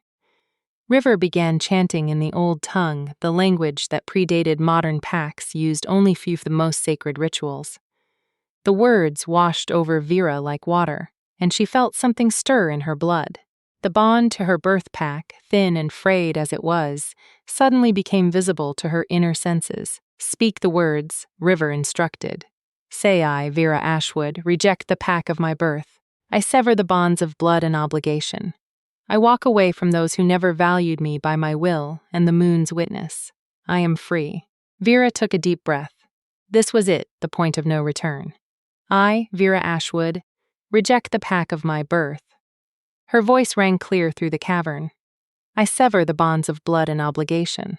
I walk away from those who never valued me. By my will and the moon's witness, I am free." The bond in her blood pulled taut, resisting. It hurt like something was trying to claw its way out of her chest. Vera gasped but kept standing. River handed her the knife. "Your blood freely given to seal the severance." Vera dragged the blade across her palm. Blood welled up, bright red and powerful with magic. She let it drip into the bowl of smoking herbs. The moment her blood hit the mixture, the cavern exploded with light. The bond snapped. Vera screamed as the connection to her father, her mother, Aurora, everything that tied her to the Ashwood pack, tore away like a piece of her soul being ripped out. It hurt more than she'd imagined. A pain that went beyond physical, into something primal and devastating. But then it was over. And she felt light, free, untethered from expectations and disappointments and all the weight she'd carried her entire life. "It's done," River said softly. "You're no longer Ashwood Pack." Vera swayed on her feet and Kieran caught her. His arms were warm and steady around her. "Now for the second part," he said. He turned to address the pack, his voice carrying the weight of alpha command. "Vera has severed her ties to her birth pack. She stands before us, packless and seeking sanctuary. As alpha of this pack, I offer her a choice. Join us not as a refugee, but as a full member with all the rights, protections and responsibilities that entails." He looked down at Vera, his golden eyes soft. "What do you say, Vera? Will you join our pack? Not because you have nowhere else to go, but because you choose us." Through her exhaustion and pain, Vera smiled. Because this choice, this moment was everything she'd been running toward without knowing it. "Yes," she said. "I choose you. All of you. I choose this pack." Kieran's smile was brilliant. He bit his own palm, letting his blood well up, then pressed it against Vera's bleeding hand. Their blood mingled, and Vera felt a new bond snap into place. This one warm and welcoming, built on choice rather than obligation. "Then by blood and will, by moon and witness, I name you Pack," Kieran declared. "Vera, no surname needed, member of the feral pack. Welcome home." The pack erupted in howls, joyous and triumphant. The sound echoed through the cavern and out into the night, a declaration to anyone listening. "She's ours now, and we protect our own." Vera felt tears streaming down her face, but for once they were tears of joy. She was home, finally truly home, and as Kieran pulled her into a tight embrace, his pack bonds settling warm and strong around her heart. Vera knew one thing with absolute certainty: she would never go back. Whatever came next, whatever her father tried, whatever the pack system threw at them, she would face it with her new family beside her, and that made her stronger than she'd ever been as an Ashwood. Chapter 6. The Confrontation. The blood bond severance worked, but not without consequences. Ver woke the next morning to the sound of angry shouting outside the den. Her head throbbed from the ritual, and her hand, where she'd cut herself, ached despite River's healing salve. But the voices were too urgent to ignore. She stumbled out to find the entire pack gathered at the valley entrance. Kieran stood at the front, arms crossed, face carved from stone, and beyond the invisible line of the wards, her father, Alpha Richard Ashwood, looked like fury incarnate. His steel-gray eyes blazed with rage, his massive frame practically vibrating with barely contained violence. Behind him stood the search party 23 wolves, all in fighting stance, and beside her father, a wizened old woman with milky white eyes and gnarled hands covered in ritual scars. The shaman, "I know you're in there, Vera." Richard's voice boomed across the valley, amplified somehow to carry past the wards. "I can smell your cowardice from here. Come out and face what you've done."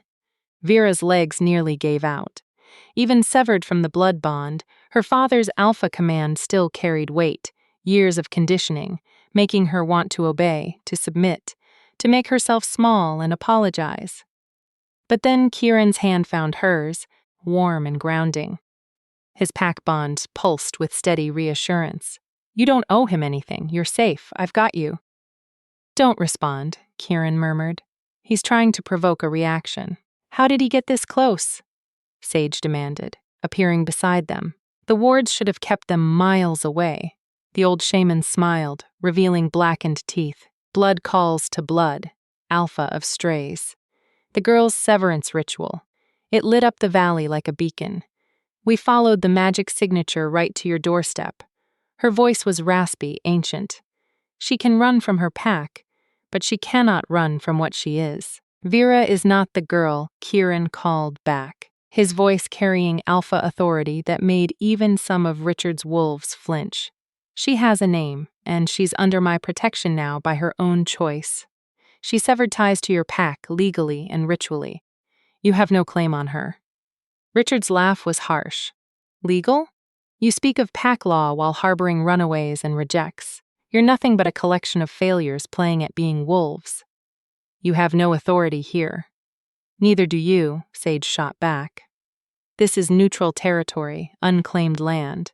You're the ones trespassing. Unclaimed land within my territory's borders, Richard countered. Everything within 50 miles of Ashwood Lodge belongs to me by right of conquest and heritage. You're squatting on my land, Frel, and you're keeping my daughter from fulfilling her obligations. I'm not your daughter anymore. The words burst from Vera before she could stop them. She stepped forward, ignoring Kieran's warning grip on her arm. I severed the bond. I rejected the pack. I'm not an Ashwood. Richard's eyes found hers across the divide, and the hatred there made her flinch. You're an embarrassment, is what you are. Do you have any idea what you've cost us? Damon Blackthorne withdrew his courtship offer to Aurora. Said our family lacked honor and control.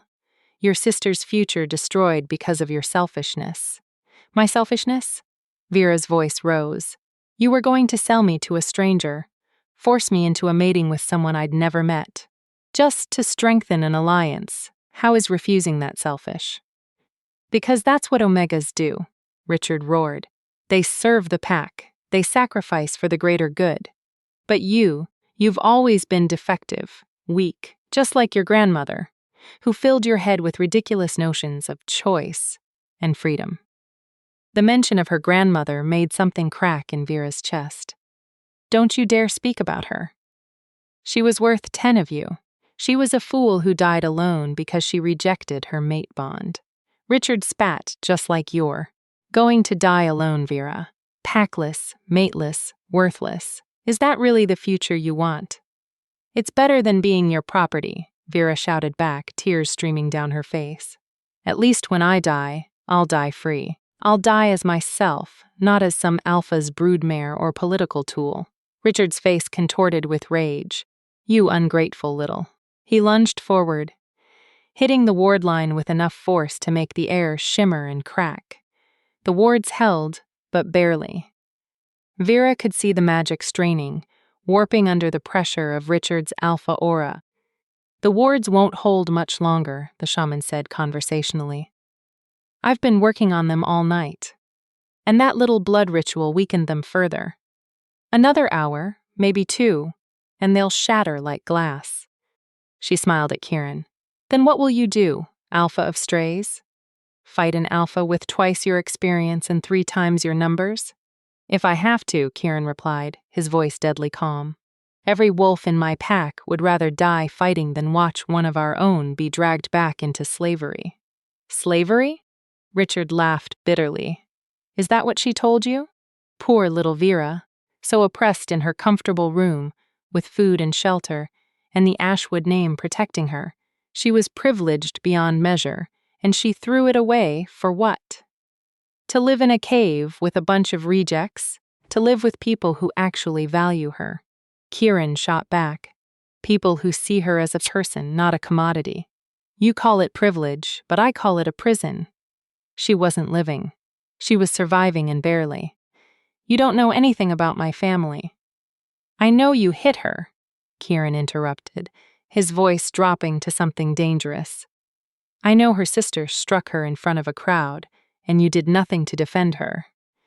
I know you locked her in her room and planned to ship her off at dawn without even letting her say goodbye. I know you made her feel worthless every single day of her life. He stepped forward right up to the ward line. So don't stand there and lecture me about family, Alpha Ashwood. You don't deserve that title. Not when it comes to her. The silence that followed was deafening. Richard's face had gone pale with fury, but underneath Vera saw something else surprise. Like he genuinely never considered that his treatment of her might be wrong. Like the idea that an Omega deserved respect was so foreign it didn't compute. You've been corrupted by their propaganda, Richard finally said. But his voice had lost some of its certainty. These ferals, they fill your head with lies about equality and choice. But the pack system exists for a reason, Vera. Without hierarchy, without order, we're just animals. Savage, uncontrolled. We're not savage. River called out, stepping up beside Kieran. We're free. There's a difference, says the Omega, standing beside an alpha without permission. One of Richard's wolves sneered. In a real pack, you'd be punished for that presumption. In a real pack, Omegas wouldn't need permission to stand wherever we want, River replied coolly. We're not children or possessions. We're people. The Ashwood wolves shifted uncomfortably. Vera could see some of them, particularly the younger ones, looking uncertain, like maybe they'd never questioned the system before. But these words were planting seeds of doubt. Richard saw it too. His expression hardened. Enough talk, shaman, bring down the wards now. The old woman raised her hands and began chanting in that ancient tongue. The air around the valley shimmered and groaned, reality itself bending under her magic. Brace yourselves, Sage shouted. Kieran, if those wards fall, I know. Kieran cut her off. He turned to face his pack, fighting positions. Protect the young ones and the injured first. No one engages unless they breach the valley. We defend. We don't attack. Understood. The pack shifted. Warriors moving to the front while those less capable of fighting moved toward the den. Vera found herself being pushed back with them, but she resisted. I need to fight, she said. This is my fault. This isn't about fault, Kieran said firmly. And you're not ready for a full pack battle, Vera. You've had 1 week of training. Please go with River and the others. Help protect the den, but please. The desperation in Kieran's eyes broke through her protests. I can't lead and worry about you at the same time. Help, River. That's how you can help me. Vera wanted to argue, but she knew he was right. She'd only be a liability in a real fight. So, she nodded and let River pull her back toward the den. If you believe Vera deserves to be protected like this, subscribe, because people like Vera need witnesses who won't look away when things get hard. Don't abandon her story now. Comment. What would you do in Kieran's position? Fight or find another way. The shaman's chanting reached a crescendo. The wards screamed an audible, agonizing sound like metal tearing. Cracks appeared in the invisible barrier, spreading like a spider web. They're breaking through, Ghost shouted. The wards shattered. The explosion of released magic knocked several wolves off their feet. Vera felt the protective blanket she'd helped weave disintegrate, leaving the valley exposed and vulnerable. Richard smiled a cold, triumphant expression there. Now, let's settle this properly. Vera, you have one chance. Come with us willingly, and I'll show mercy to your new friends. Refuse, and I'll challenge this upstart alpha to a dominance fight. When I win, I'll take you anyway and burn this valley to the ground. Don't do it, Vera, Sage called out. He's bluffing. But Vera could see that Richard wasn't bluffing. His hand was already shifting, claws extending. He was preparing for a challenge fight, the sacred ritual where alphas fought to the death or submission to establish dominance. If Kieran fought her father and lost, he'd die. Or worse, he'd be forced to submit to acknowledge Richard's authority. The entire pack would fall under Ashwood rule, all because of her. Kieran, Richard called out, his voice carrying the weight of alpha challenge. Do you accept this Omega as your pack member? Do you claim responsibility for her actions and her debts? It was a trap. If Kieran said yes, he'd be legally responsible for Vera's debt to her birth pack, the unfulfilled mating contract, the broken alliance. If he said no, he'd be admitting Vera wasn't truly pack, which would invalidate her protection. Either way, Richard won. Kieran's jaw clenched. Vera could see him calculating options, looking for a way out that didn't end in bloodshed. I claim her, Kieran finally said. Vera is my pack and I'm responsible for her well-being. But she owes you nothing, Ashwood. She's not property to be returned. Then you accept her debts as your own. I accept that she's a person who made her own choices. Yes or no, Frel? Richard interrupted. Do you accept responsibility for an Omega who broke a formal mating contract? In pack law, that requires compensation or combat. Choose. The assembled wolves, both packs fell silent. Everyone knew what this meant. Richard had maneuvered Kieran into an impossible position. Vera couldn't breathe. She'd ruined everything. Her bid for freedom had put everyone she cared about in danger. Kieran straightened, his golden eyes blazing with determination and something else. Something that looked almost like resignation. I choose. I challenge you for her. 1. The voice came from behind Richard's lines. A figure stepped forward, tall and lean with dark hair, and those devastating ice-blue eyes that Vera had only seen once before at the Harvest Moon Festival. Damon Blackthorn Alpha of the most powerful pack in the northern region had just arrived, and he was looking directly at Vera. This Omega Damon continued. His voice smooth and commanding interests me. I'll take over the mating contract from the Crescent Valley pack. I'll fulfill the debt she supposedly owes, but only if she comes with me willingly. Richard's face went through a series of expressions. Shock, calculation, reluctant satisfaction. Damon, I didn't know you were coming. I wasn't invited. Damon's cold blue eyes didn't leave Vera, but I've been watching this situation with interest. An Omega brave enough to run from a forced mating. That's rare, valuable even. He smiled, but it didn't reach his eyes. I'm willing to pay her bride price, Richard. Enough to compensate for your lost alliance and then some. And I'm willing to challenge this feral alpha for custody rights. He looked at Kieran. Unless you'd rather avoid bloodshed and simply hand her over. Kieran's expression was murderous. She's not mine to hand over. She's a free person who makes her own choices. How progressive, Damon said dryly. But in pack law, she's an Omega who broke a contract that makes her forfeit. I'm offering to take over that contract legally, properly, with full compensation to all injured parties. It's the cleanest solution. He finally addressed Vera directly. What do you say, little Omega? Come with me willingly. Be my mate. I'll give you everything. Status, protection, luxury. You'll be Luna of the most powerful pack in the region. All you have to do is choose me over. He gestured dismissively at the valley. This Vera's mind reeled. Damon Blackthorn, the alpha every she-elf dreamed of, was offering to mate her, to make her Luna. It was more than she'd ever hoped for as an Ashwood daughter. But it was still a cage. Beautiful, luxurious, powerful, but a cage nonetheless. She'd still be property, still be controlled, still be valued only for her designation and what she could provide to a pack alliance. No, Vera said, her voice shaking but clear. I refuse. Damon's eyebrows rose. You refuse me? Do you understand what I'm offering? I understand perfectly and I don't want it. Vera lifted her chin. I'm not for sale, not to you, not to my father, not to anyone.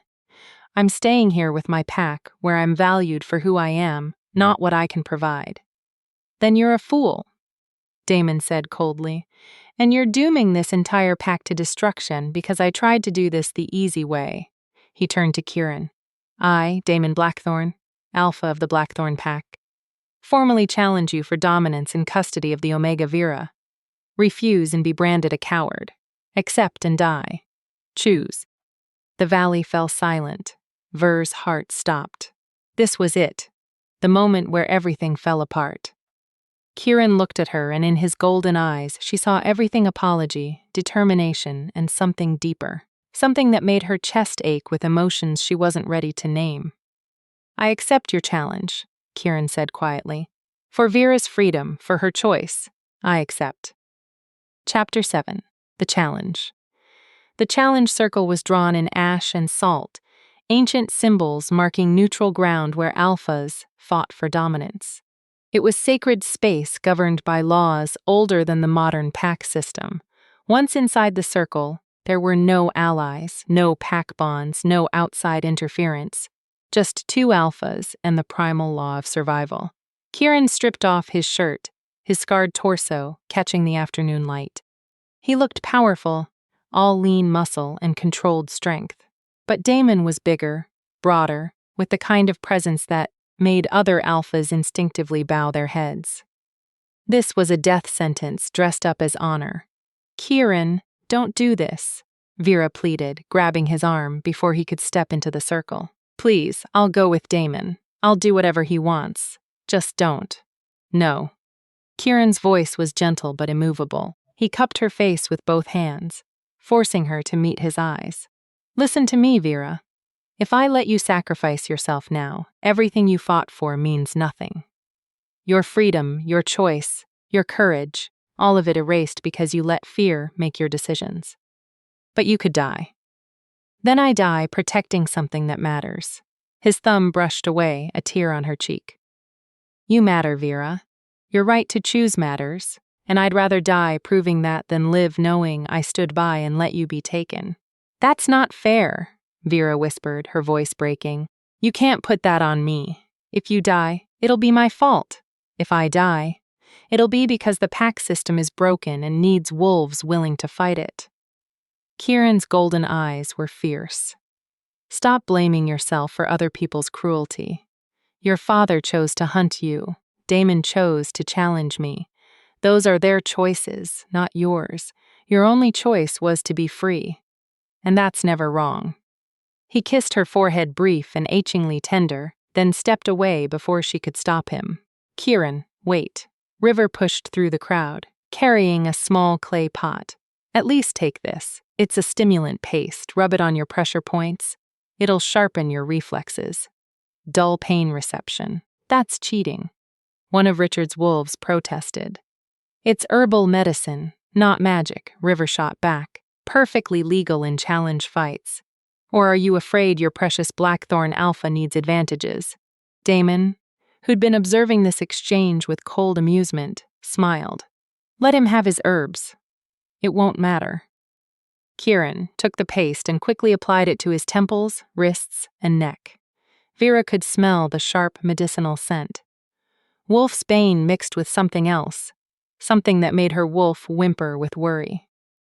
The rules are simple, the old shaman croaked, stepping forward to officiate. She might be loyal to Richard, but challenge law was sacred, even to her. Fight until submission or death. No pack interference, no weapons beyond tooth and claw, no magic beyond what lives in your blood. The winner takes custody of the contested party, and the loser's pack submits to the winner's authority. Her milky eyes turned to Kieran. Do you understand, Alpha? If you lose, your entire pack becomes forfeit. Vera's stomach dropped. She hadn't known that. If Kieran lost, everyone Sage, River, Frost, all the wolves who'd welcomed her would be forced under Damon's or Richard's control. Their freedom, their choice, everything they'd built gone. I understand, Kieran said calmly. Too calmly. And you, Alpha Blackthorn? I understand perfectly, Damon replied, rolling his shoulders. His ice blue eyes never left Kieran. Shall we begin? Wait, Sage pushed forward. Kieran, you don't have to do this alone. Challenge law allows for champions. Let me fight in your place. No, Kieran's voice carried alpha command, and Sage flinched despite herself. This is my challenge to accept my pack to protect. I won't hide behind my second. Then at least shift, Sage pleaded. Fight in wolf form where you're strongest. He won't, Damon interrupted, smiling coldly, because he knows I'm stronger in wolf form. His only chance is to stay human where technique might overcome raw power. He began to strip, unself-conscious about the dozens of watching eyes. But I'm not giving him that advantage. Damon's body rippled and changed.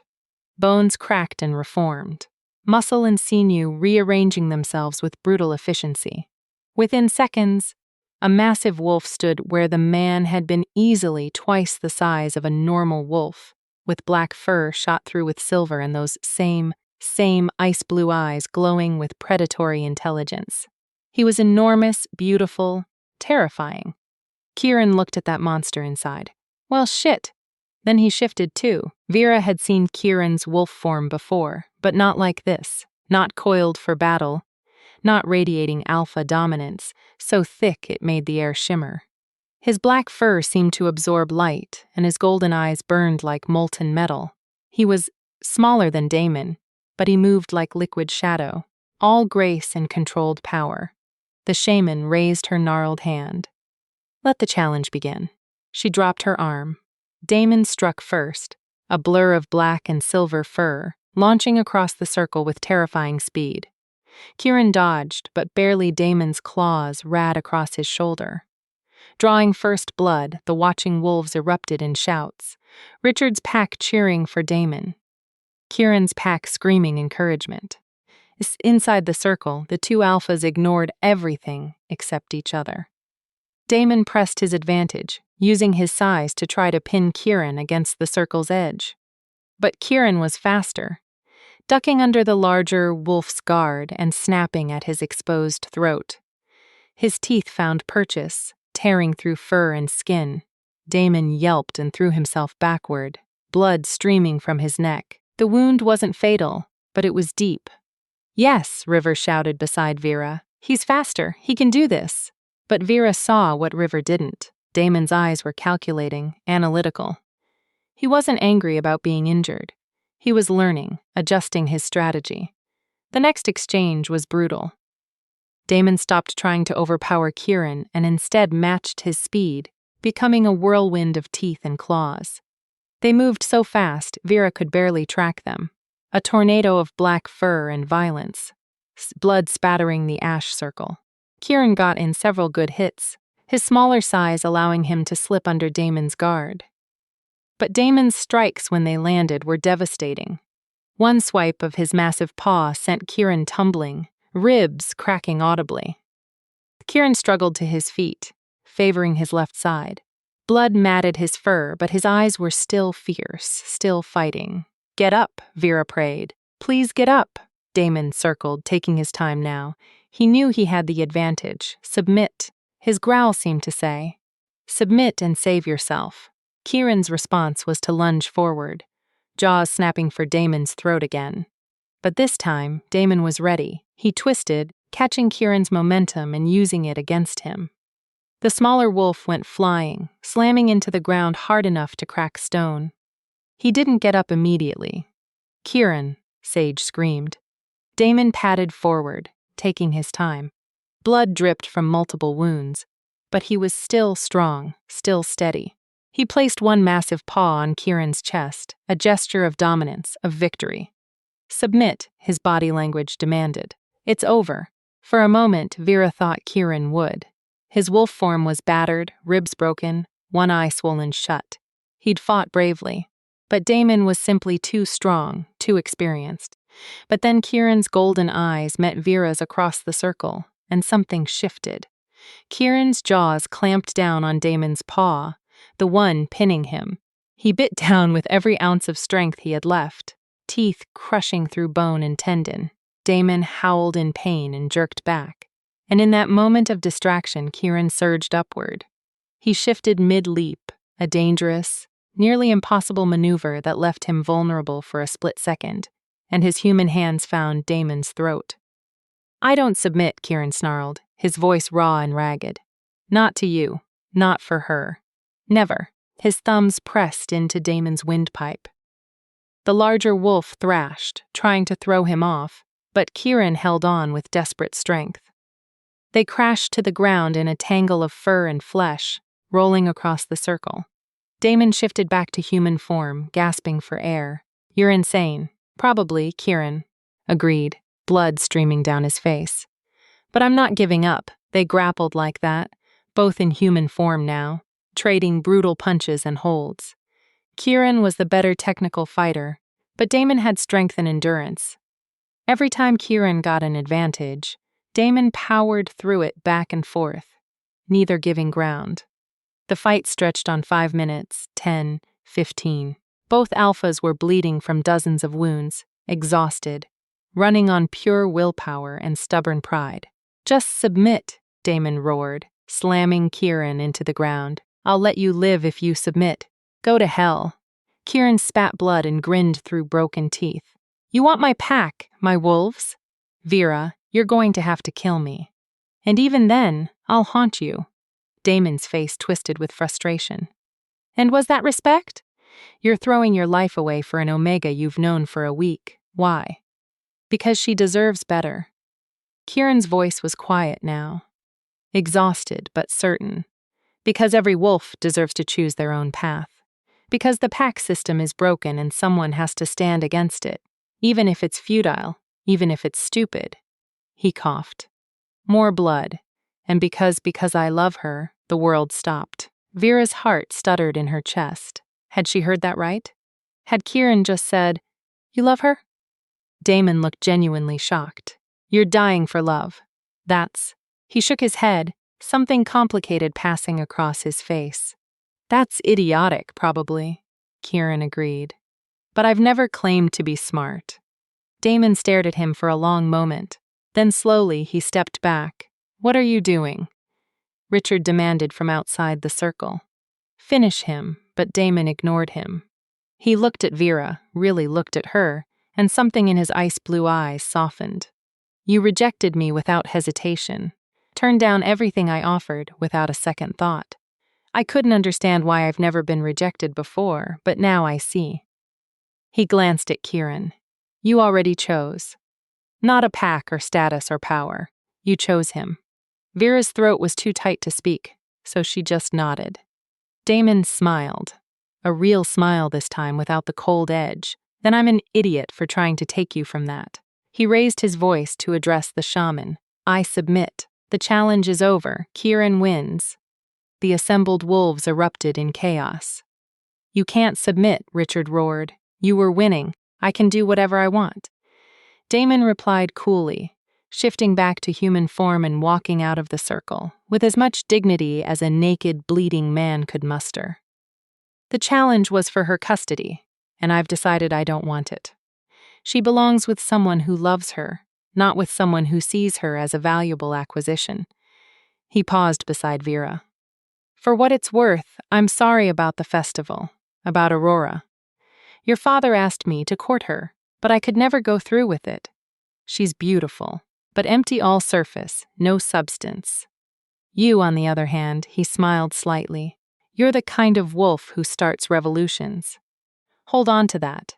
Then he walked past her, past the stunned Ashwood wolves, and disappeared into the forest without another word.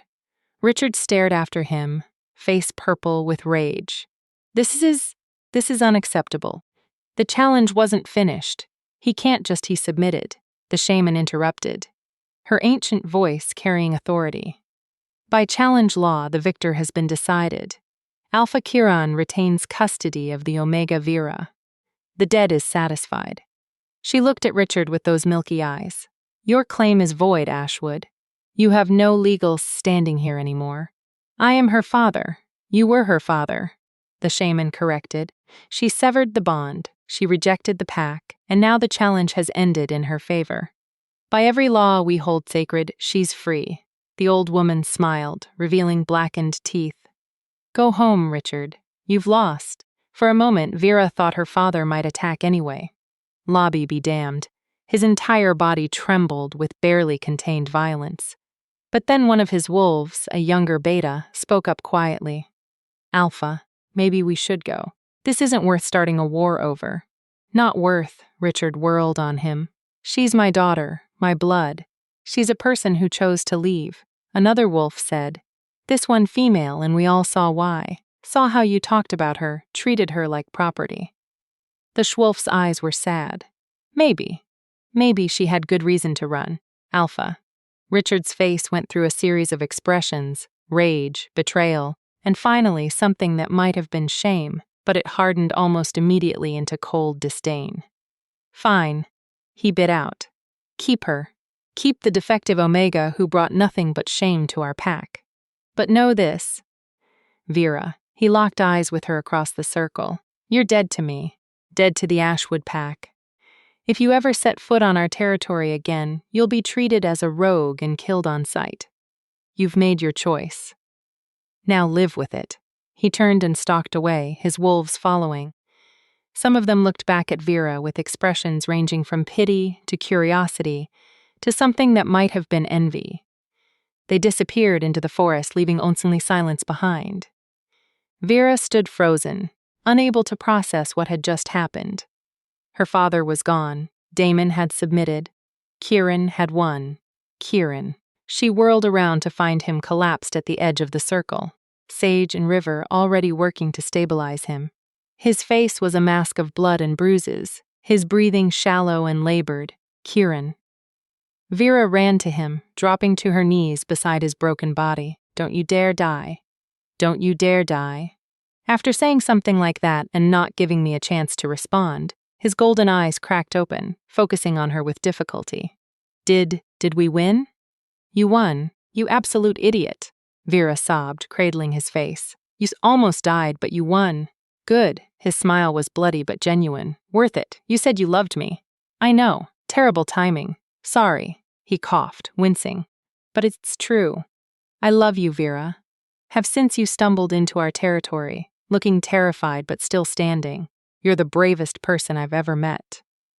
I'm not brave, Vera whispered. I'm just desperate. Same thing sometimes. His hand found hers grip weak but determined. Did you mean what you said about staying? About choosing us? I meant every word. Vera pressed her forehead to his. I choose you, Kieran. I choose this pack. I choose freedom and family and everything you've given me. I choose you even though I'm broken and bleeding and probably have at least 3 cracked ribs. Especially then, Vera laughed through her tears. Someone has to take care of you, and apparently I'm qualified.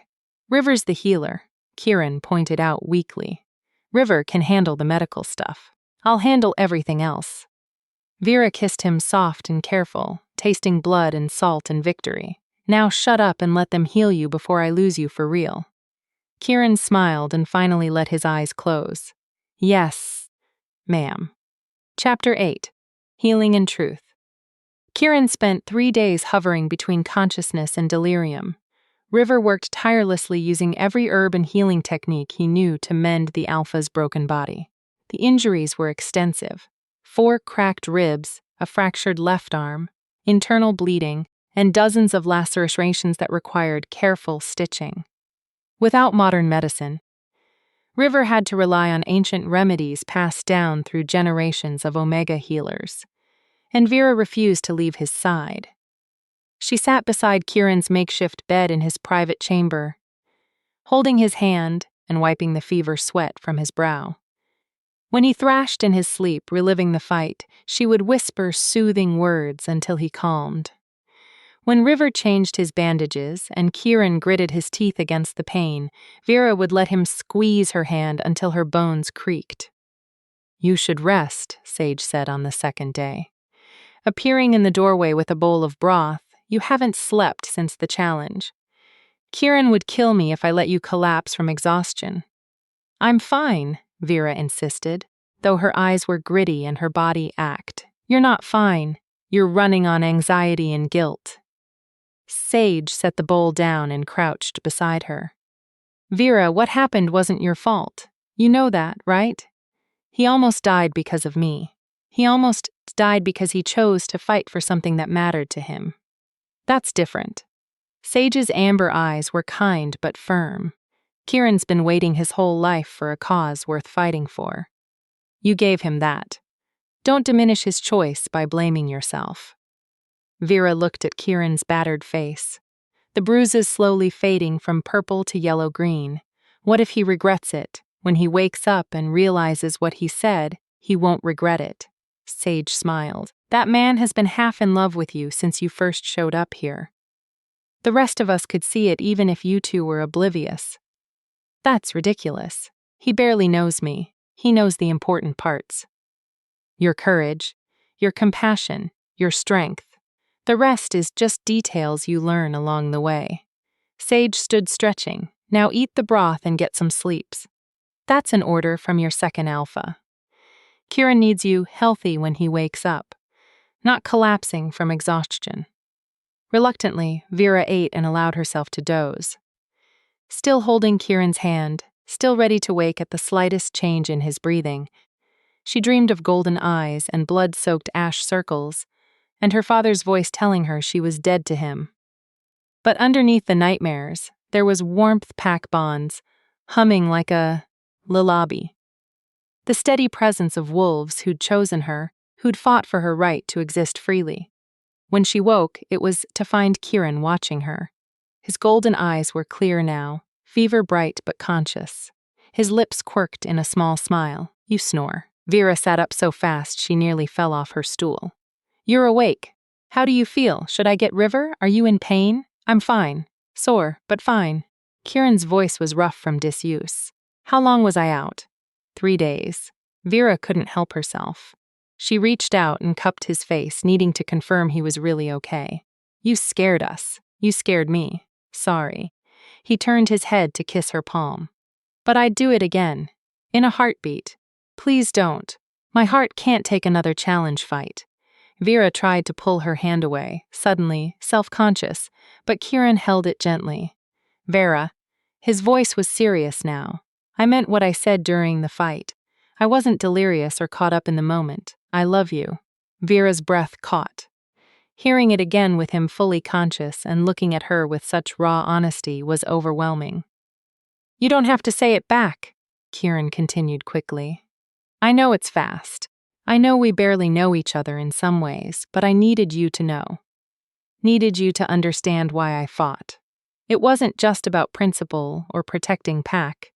It was about you. Specifically, you came out barely above a whisper. Why me? I'm broken, damaged. I come with more baggage than any wolf should have to carry. You're not broken, Kieran said fiercely. You're healing. There's a difference. And as for baggage, everyone here has it. That's what makes us Pac. We don't run from each other's scars. We help carry them. He struggled to sit up, wincing, and Vera helped adjust the furs supporting his back. I fell in love with you the moment you stood in this valley, surrounded by my wolves, and refused to be afraid. Kieran said, You were terrified. I could smell it. But you didn't run, didn't submit. You looked at me with those defiant eyes and demanded to know why we were helping you.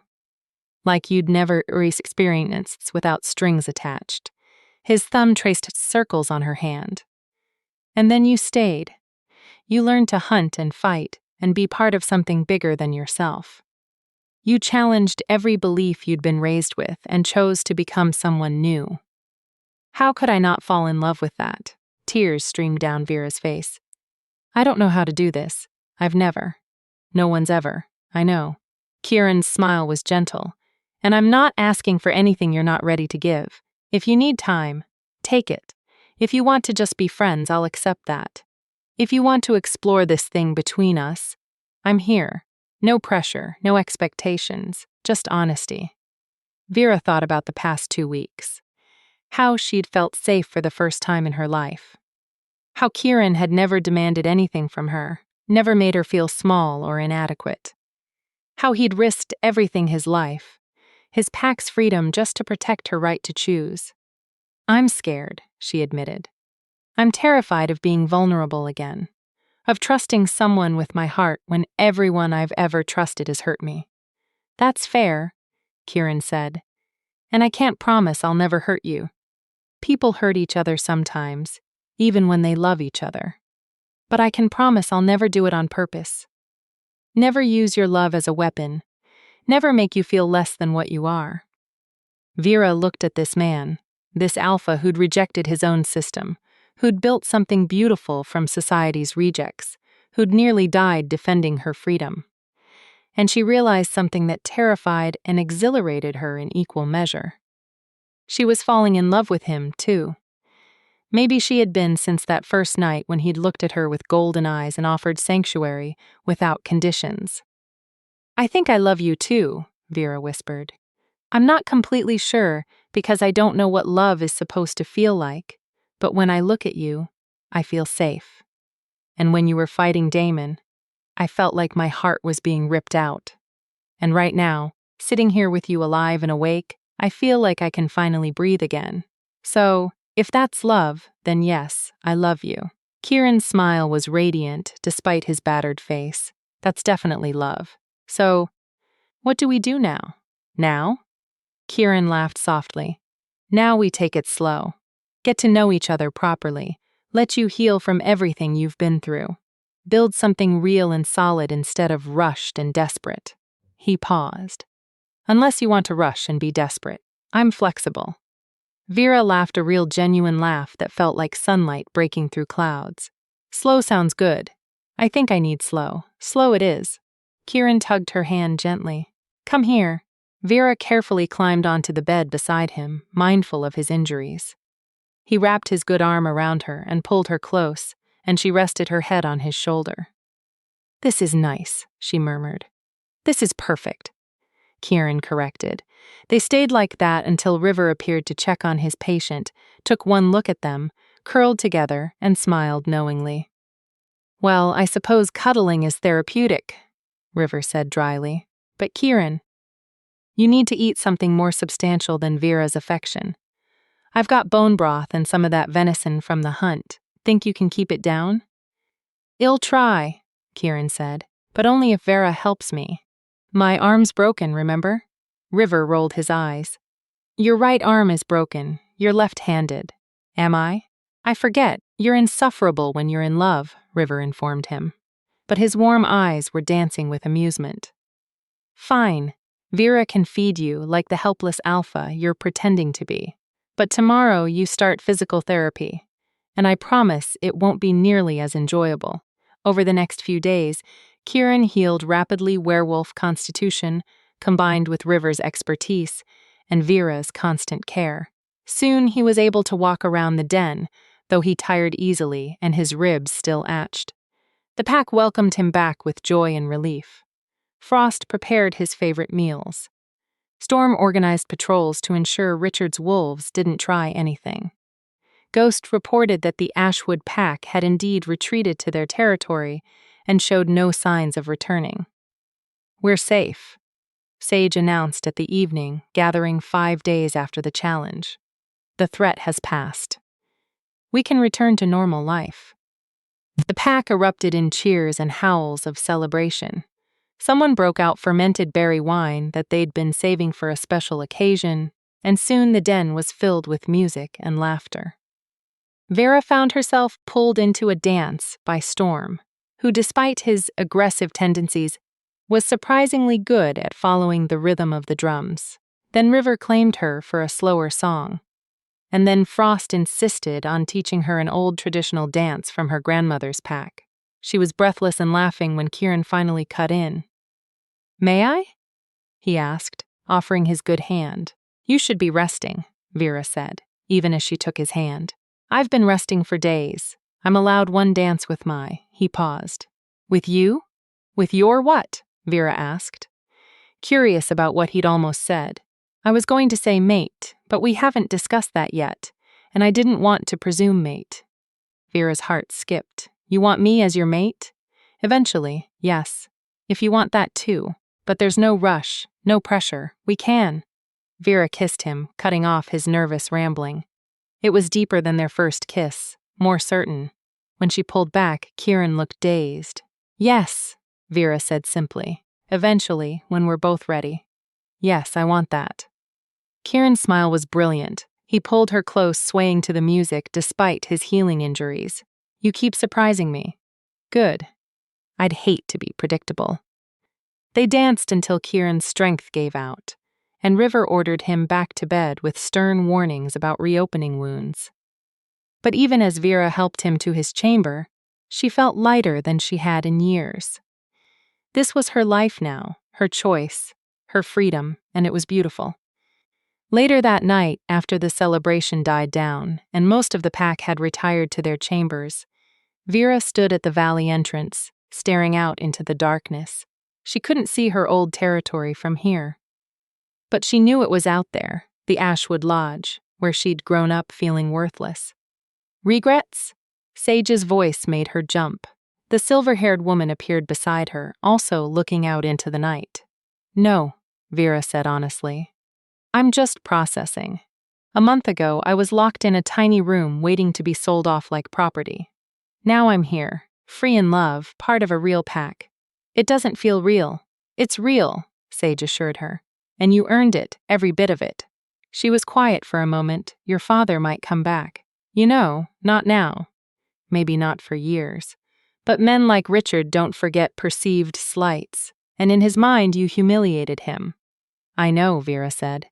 "Part of me will always be looking over my shoulder, waiting for him to show up and try to drag me back. But I can't live in fear.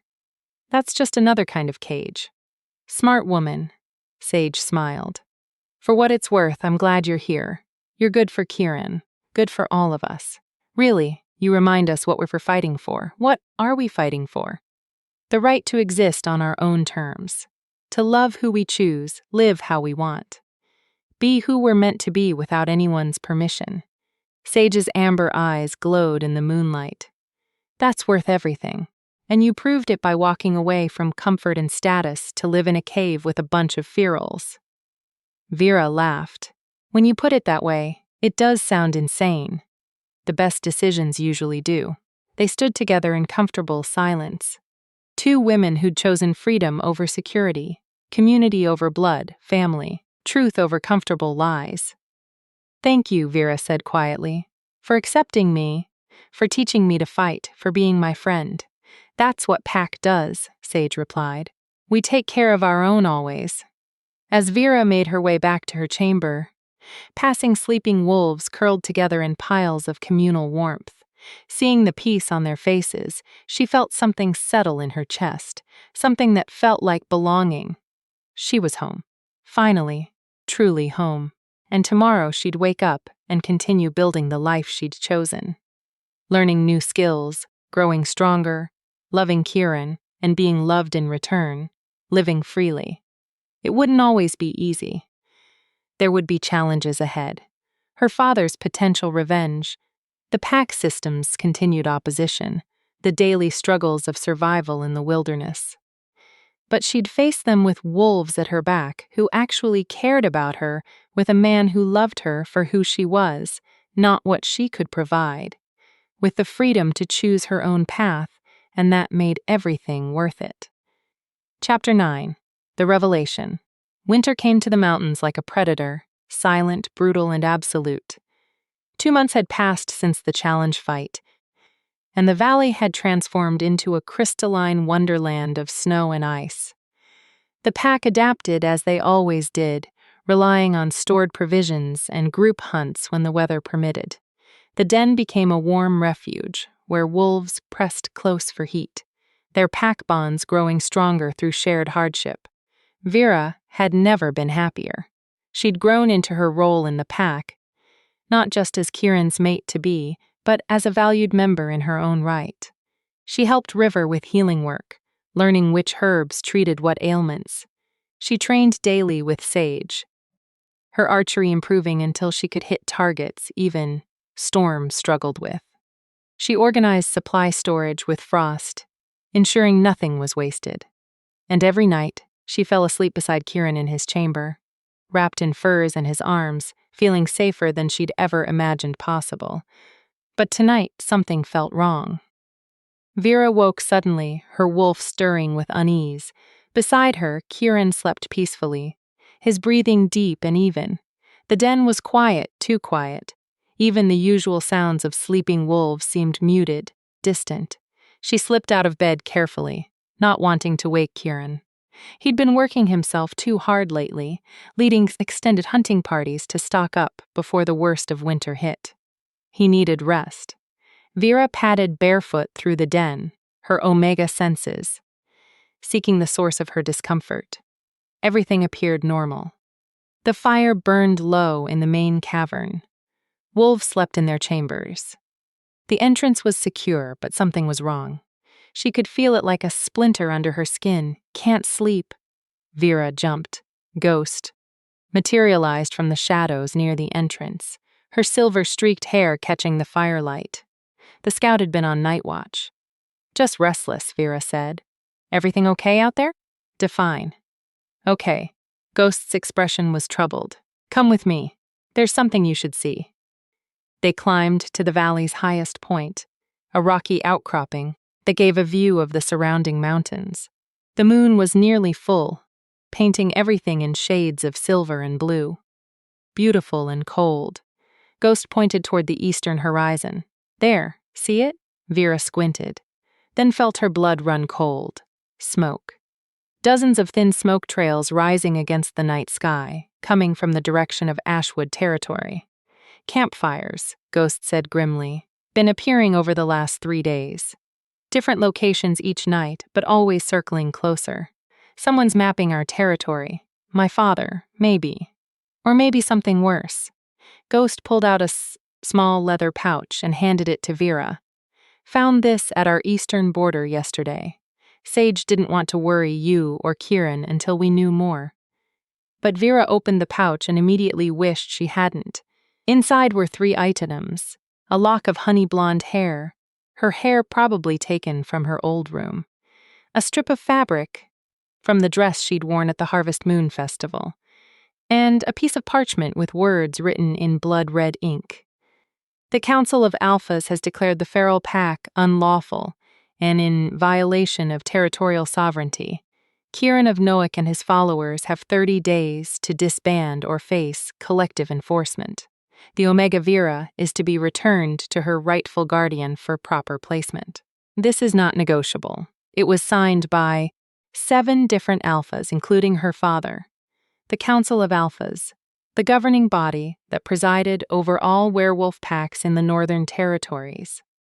They almost never got involved in individual pack disputes, but when they did, their word was absolute law. They're going to destroy us, Vera whispered, horror washing over her. They're using me as an excuse to wipe out the entire feral pack. Looks like it, Ghost agreed quietly. Your father must have convinced them that we're a threat to the pack system itself, which, to be fair, we kind of are. Every wolf we take in, every runaway we shelter, it undermines their authority. They were always going to come for us eventually. You just gave them a legal justification. Vera felt like she was going to be sick. I have to leave. If I go back, if I turn myself in, maybe they'll leave the pack alone. You know that's not how this works. Ghost's silver eyes were sympathetic but firm. They don't want you specifically, Vera. They want to make an example. Show every potential runaway what happens when you reject the system. If you go back, they'll still destroy the pack, and you'll be trapped again. Probably in an even worse situation than before. Then what do? We fight, a new voice said. Vera turned to find Kieran climbing up to join them, his expression grim. He must have woken when she left and followed. We fight or we run.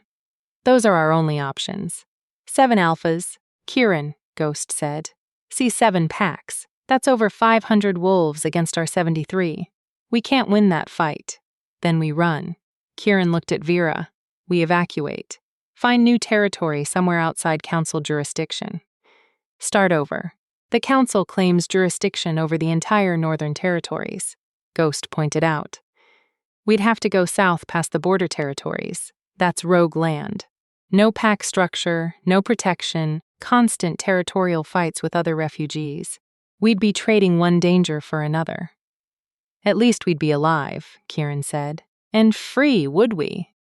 Vera looked at the smoke trails on the horizon. How long before they find us again? How long before another council decides we're a threat and comes to wipe us out? We can't run forever, Kieran. Eventually, we run out of places to hide. Kieran's jaw tightened. You could see him running through scenarios, trying to find a solution that didn't end in death or submission. But there wasn't one. The system was designed to eliminate opposition. There might be another option, Ghost said slowly, but you're not going to like it. Tell me anyway. We appeal to the council directly. Request a formal hearing. Present our case for why the feral pack should be allowed to exist. Ghost held up a hand before Kieran could interrupt. I know. They've already made their decision, but pack law requires them to hear challenges to council edicts. If we can convince even one alpha to side with us, they have to reconsider. That's suicide, Kieran said flatly, walking into a room full of alphas who want us dead and asking them nicely to change their minds. It's better than guaranteed death fighting an army, Ghost countered, and it buys us time. Council hearings take weeks to arrange and they can't legally attack us while the hearing is pending. That gives us 30 days to prepare either a good defense or a good escape plan. Vera thought about the parchment, about her father's signature among the 7, about Aurora probably celebrating this victory. Her mother relieved to have the family embarrassment finally dealt with, and she thought about her pack river with his gentle hands and healing knowledge. Sage with her fierce loyalty and warrior spirit, Frost with her grandmother's wisdom, Storm with his barely contained aggression that masked deep insecurity. All 73 wolves who'd chosen freedom over comfort, who'd built something beautiful in this hidden valley. They deserved better than to be hunted down like animals. "I'll go," Vera said. "I'll testify at the hearing. Tell them what the pack system does to omegas, how it treats people like property. Maybe if they hear it directly from someone who lived it." "They won't care," Kieran said gently. "The alphas on the council benefit from the current system.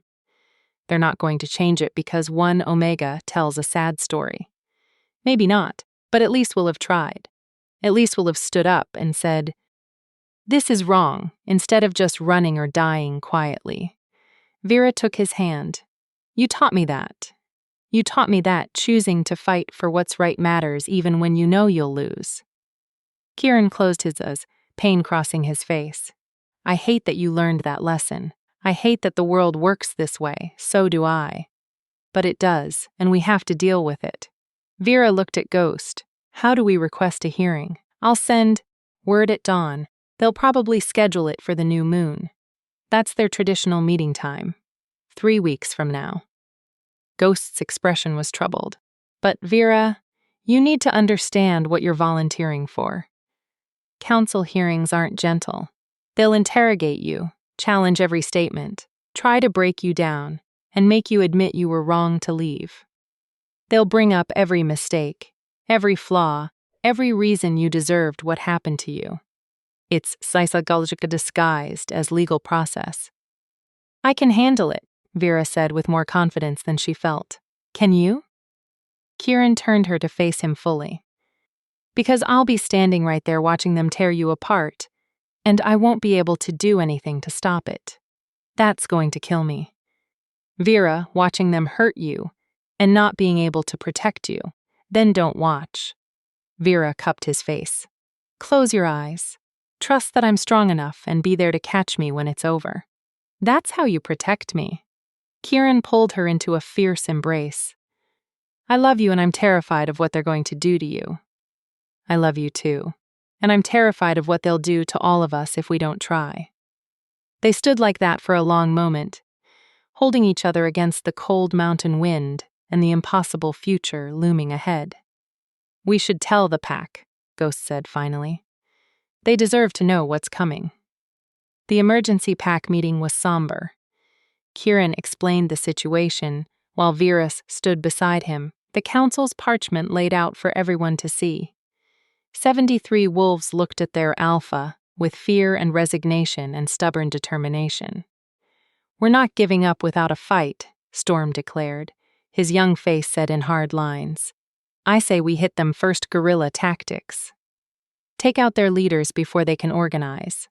"That's exactly what they want," Sage countered. "An excuse to call us violent rogues who deserve extermination. We attack first.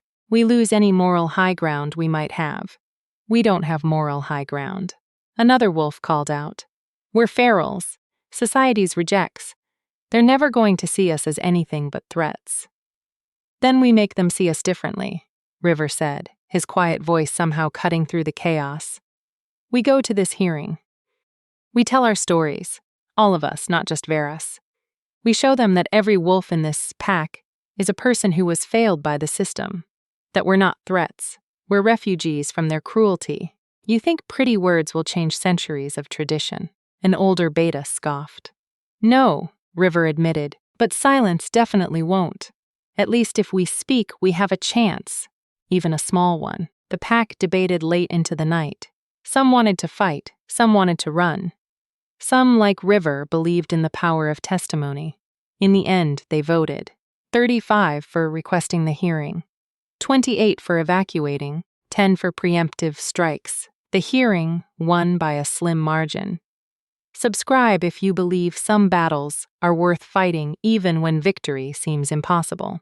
Because packs like Kieran's need people who understand that standing up for what's right matters more than winning.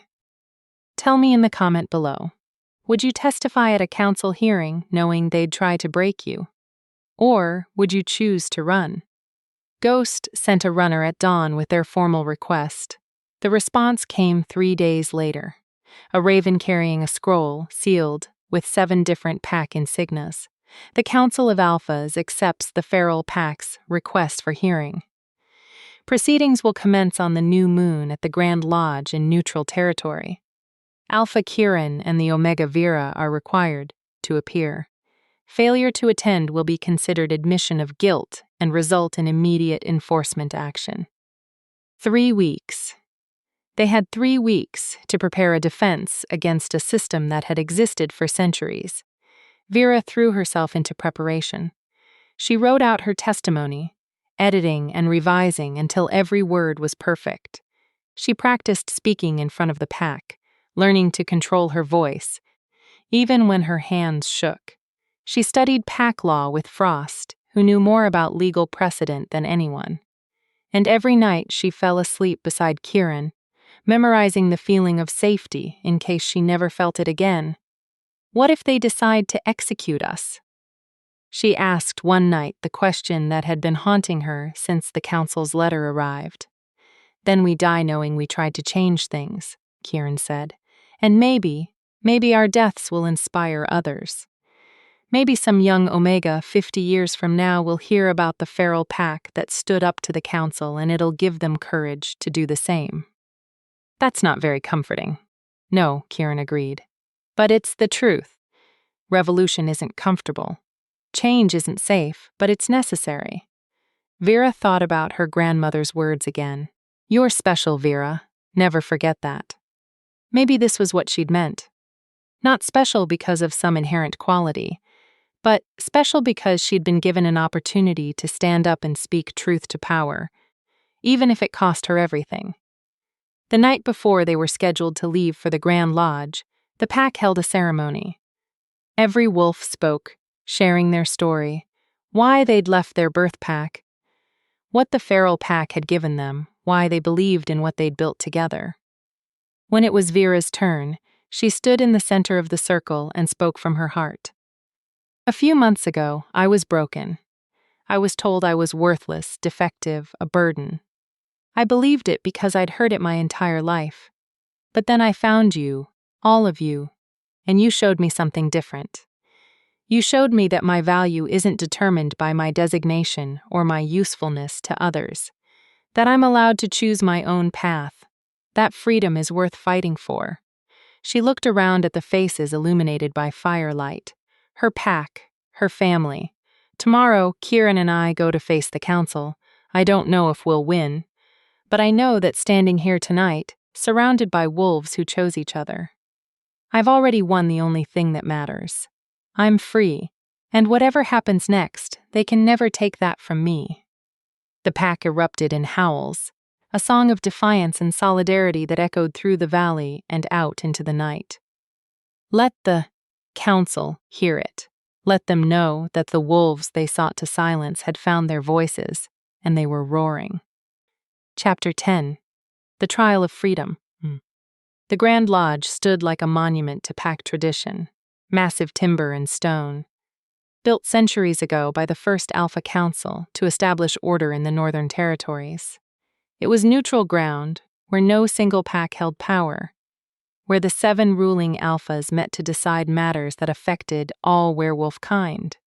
And today it would decide the fate of the feral pack. Vera and Kirin arrived at dawn, accompanied by Sage, River, and Ghost as witnesses. The rest of the pack remained at the valley, prepared to evacuate at a moment's notice if things went badly. Remember, Sage murmured as they approached the towering entrance. Stay calm. Don't let them provoke you into losing your temper. That's what they want, an excuse to call you, unstable and dangerous. Vera nodded, though her heart was hammering so hard she thought it might break through her ribs. She wore simple clothing, leather pants, and a wool tunic, refusing to dress up for these people. She wasn't here to impress them. She was here to tell the truth. Kirin squeezed her hand once, his golden eyes steady. Whatever happens, we face it together. Together, Vera echoed. The massive doors swung open. The interior was breathtaking. a great hall with vated ceilings and walls covered in carvings depicting werewolf history.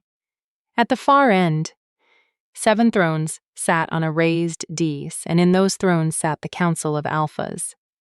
Vera recognized her father immediately. Alpha Richard Ashwood sat in the 3rd throne from the left, his steel-gray eyes tracking her movement with cold calculation. Beside him sat Alpha Garrett of Crescent Valley, the man whose scarred son Vera had been sold to. The others she knew only by reputation. Alpha Helena of Riverside Pack, a woman known for her strict traditional values. Alpha Thomas of Mountain Ridge, an elderly wolf whose pack had existed longer than most. Alpha Dominic of Shadowpine, Kieran's birth, the father who disowned him. Alpha Catherine of Silverwood, a middle-aged woman with sharp eyes and sharper judgment, and at the center in the largest throne sat High Alpha Marcus of the council itself, elected leader of the 7. Wait, Marcus? Vera felt Kieran stiffen beside her. She'd told the document writer not to use that name, but apparently the High Alpha himself bore it. Of all the terrible luck, High Alpha Marcus was ancient, easily in his 70s, with pure white hair and eyes that had seen generations of wolves rise and fall. He radiated power and authority that made even the other alphas seem diminished. Approach. His voice boomed through the hall. They walked forward, their small group dwarfed by the massive space. Vera could feel dozens of eyes watching from the gallery pack representatives who'd come to witness the proceedings. She spotted Aurora in the Ashwood section, looking satisfied and cruel. Her mother sat beside her, face carefully neutral. They reached the center of the hall and stopped. Kieran, formerly of Shadowpine Pack, High Alpha Marcus began.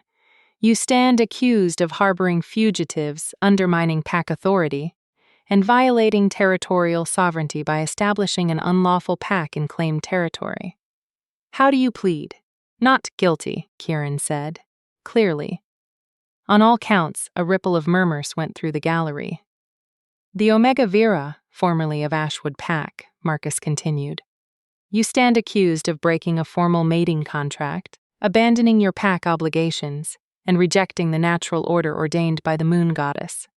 How do you plead? Vera lifted her chin. Not guilty.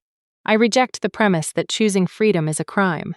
Her father's face darkened with rage, but he remained silent. Marcus leaned forward, his ancient eyes studying them. This council has reviewed the charges and evidence. However, pack law grants you the right to present your defense. You may call witnesses, provide testimony, and make your case. Alpha Kieran, you may begin. Kieran stepped forward. High Council, I stand before you not as a criminal, but as a wolf who saw injustice and chose to act. 14 years ago, I left my birth pack because I refused to kill a friend to prove my dominance. I was called weak, unworthy, a disgrace to the Alpha name. He glanced at Dominic, his father, who refused to meet his eyes. I came to the mountains expecting to die. Instead, I found others like me wolves who'd been rejected by the pack system for refusing to fit into boxes that didn't suit them. So, you admit to harboring fugitives? Alpha Helena interrupted. I admit to offering sanctuary to wolves who were failed by their packs. Kieran corrected. There's a difference. Every wolf in my pack left their birth pack because they were being abused, forced into unwanted matings, or punished for being different. We didn't steal anyone. We gave refuge to those who had nowhere else to go. The pack system exists for a reason, Alpha Thomas said, his elderly voice sharp. Without hierarchy and structure, we're no better than rogues. Chaos and violence follow when wolves reject their proper place. With respect, High Alpha, my pack has existed for 14 years without violence or chaos, Kieran replied. We have alphas, betas, and omegas living together in harmony because we're built on choice instead of coercion. We prove every day that there's another way, a way that undermines every pack in these territories. Richard snarled. Every time you take in a runaway, you encourage others to abandon their obligations. You're a cancer, Kieran, and cancers must be cut out. Obligations? Kieran's voice dropped dangerously. Is that what you call forcing your daughter into a mating with a stranger? An obligation? She's an Omega, Richard shot back. Omegas serve the pack through strategic matings. That's their purpose. That's what the moon goddess intended. The moon goddess created us to be free, Vera said, her voice cutting through the argument. All eyes turned to her. That's what my grandmother taught me. That's what I believe. And I'm ready to testify to that truth. High Alpha Marcus studied her for a long moment. Very well, Omega Vera. Speak your piece. Vera took a deep breath and stepped forward. This was it. The moment everything hinged on. I was born an Omega in a pack that saw designations as destiny. She began, her voice steady despite her racing heart. From my first breath, I was taught that I was less than, weaker than, valuable only for what I could provide to others, breeding potential, alliance opportunities, decorative purposes. My own father called me defective. My sister used me as a contrast to make herself shine brighter. My mother couldn't look at me without disappointment. She could see her family in the gallery now. Aurora looked bored. Her mother looked uncomfortable. Her father looked furious. When I experienced my first heat, my father sold me. Not to someone I loved or even knew. To a stranger from Crescent Valley, someone even other Omegas rejected. I was told I should be grateful, that this was my purpose, that refusing would be selfish and ungrateful. Ver's voice grew stronger, but I couldn't do it. I couldn't spend my life as someone's unwanted burden, trapped in a mating I never consented to. So, I ran, and yes, I broke a contract. A contract I never agreed to in the first place. A contract that treated me like property instead of a person. You were privileged. Alpha Garrett spoke up, the man whose son she'd been sold to. You had shelter, food, protection. You threw it away for foolish notions of freedom. You call it privilege, Vera replied. I call it a cage. A comfortable cage is still a cage, and I'd rather struggle in freedom than thrive in captivity. Poetic. Alpha Helena said dryly. But the pack system has existed for centuries. It provides order, stability, protection. What you call captivity, we call civilization. Without it, we'd be savages. Are we? River stepped forward, his gentle voice carrying surprising authority. I left my pack after being claimed against my will. The alpha who took me said it was his right that I should be honored. When I fought back, I was punished, starved, isolated, beaten until I learned submission. Is that civilization, High Alpha? Or is that slavery dressed up in tradition? Helena's expression flickered just for a moment with something that might have been doubt. I killed an alpha who tried to force a mating bond, Sage added, moving forward as well. Self-defense, but my pack said I should have submitted. That refusing an alpha's claim was grounds for execution. So, I ran, found Kieran's pack, and for 3 years, I've lived without fear of being assaulted by someone who thinks they own me. That's not chaos. That's safety. One by one, the wolves who'd come as witnesses stepped forward. Ghost, who'd been exiled for being born sterile, worthless, as an Omega who couldn't bear children. Storm, who'd been beaten by his alpha father for showing inappropriate emotions instead of constant aggression. Each story more heartbreaking than the last. Each one a damning indictment of the system the council upheld. The gallery was silent now. Even some of the pack representatives looked troubled. High Alpha Marcus raised his hand for silence. Enough. We've heard your testimonies. They are concerning, but personal grievances do not justify rebellion against pack law. The system may have flaws, but it is the system we have. Tearing it down creates only chaos. Then fix it, Vera said, desperately. If you acknowledge the flaws exist, change the laws. Make it illegal to force Mings. Give Omegas legal protection and agency. Create paths for wolves to leave abusive packs without being branded rogues. You have the power to make the system better, so do it. You presume to tell this council how to govern? Richard's voice was ice. I presume to ask for basic dignity. Vera shot back. For myself and every wolf like me. Is that really too much? The 7 alphas conferred in low voices. Vera's heart pounded as she watched them debate her fate, her pack's fate. Kieran's hand found hers, squeezing gently. Finally, High Alpha Marcus spoke. This council finds that while your personal circumstances were unfortunate, they do not justify the establishment of an unlawful pack. Kieran of no pack, you are ordered to disband your pack immediately. Your wolves must return to their birth packs, or seek proper placement through legal channels. Vera felt her world crumble. As for the Omega Vera, Marcus continued, you will be returned to your father's custody for proper placement. No. The word rang through the hall like a bell. Everyone turned to see who had spoken. Alpha Dominic of Shadowpine. Kieran's father had stood from his throne. No, he repeated, his voice heavy with something that might have been regret. I cannot support this rulings. The council erupted in shocked murmurs. Dominic, Richard hissed, we voted. And I'm changing my vote, Dominic interrupted. He looked at Kieran for the first time since they'd entered the hall. 14 years ago, I told my son he was weak for refusing to kill his friend. I called him unworthy of the Alpha name. I was wrong. His voice cracked slightly. He was stronger than me. Strong enough to walk away from power because his conscience demanded it. Strong enough to build something better instead of just complaining about what was broken. And I was too proud to see it. Kieran stood frozen, shock written across his face. I've watched him over the years.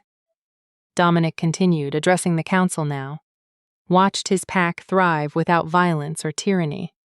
Watched him take in wolves that we all of us failed. And I've realized something.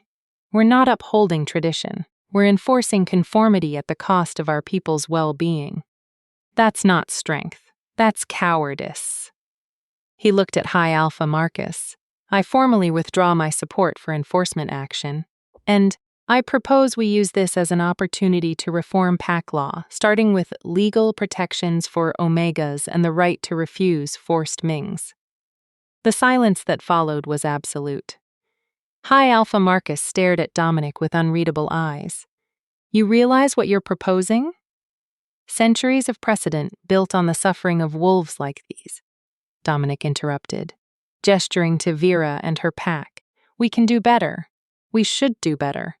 Our strength should come from willing loyalty, not fear and coercion. This is madness, Helena protested. If we allow wolves to simply leave whenever they're unhappy, then maybe we should examine why so many wolves are unhappy. A new voice said. Every head turned to the gallery. Damon Blackthorne stood, his ice-blue eyes commanding attention. I'm not on the council, but as Alpha of the Blackthorn Pack, I'm entitled to speak at these proceedings, and I support Shadowpine's proposal. The system is broken. We all know it. We just don't want to admit it because admitting it means acknowledging our own complicity. You have no standing here, Richard snarled. I have the standing of someone who almost killed a decent wolf to claim an Omega who didn't want me, Damon replied coolly. I walked away from that fight because I realized I was part of the problem. Maybe it's time the rest of you did the same. More voices rose from the gallery. Younger alphas, some betas, even a few brave Omegas speaking up. The cracks in the system that the feral pack represented were spreading, and not even the council could seal them shut. High Alpha Marcus held up his hand for silence. When it finally came, he looked ancient and tired. This council will recess to deliberate. We will reconvene in 1 hour with a final ruling. The 7 alphas filed out, their expressions ranging from furious to thoughtful. Vera's legs gave out. She would have fallen if Kieran hadn't caught her. Did that just happen? She whispered. I think we might have started something, Kieran replied, his voice filled with wonder and terror in equal measure. The hour that followed was agony. Vera and her pack waited in a side chamber while the council deliberated their fate. Dominic appeared briefly, approaching Kieran with hesitant steps.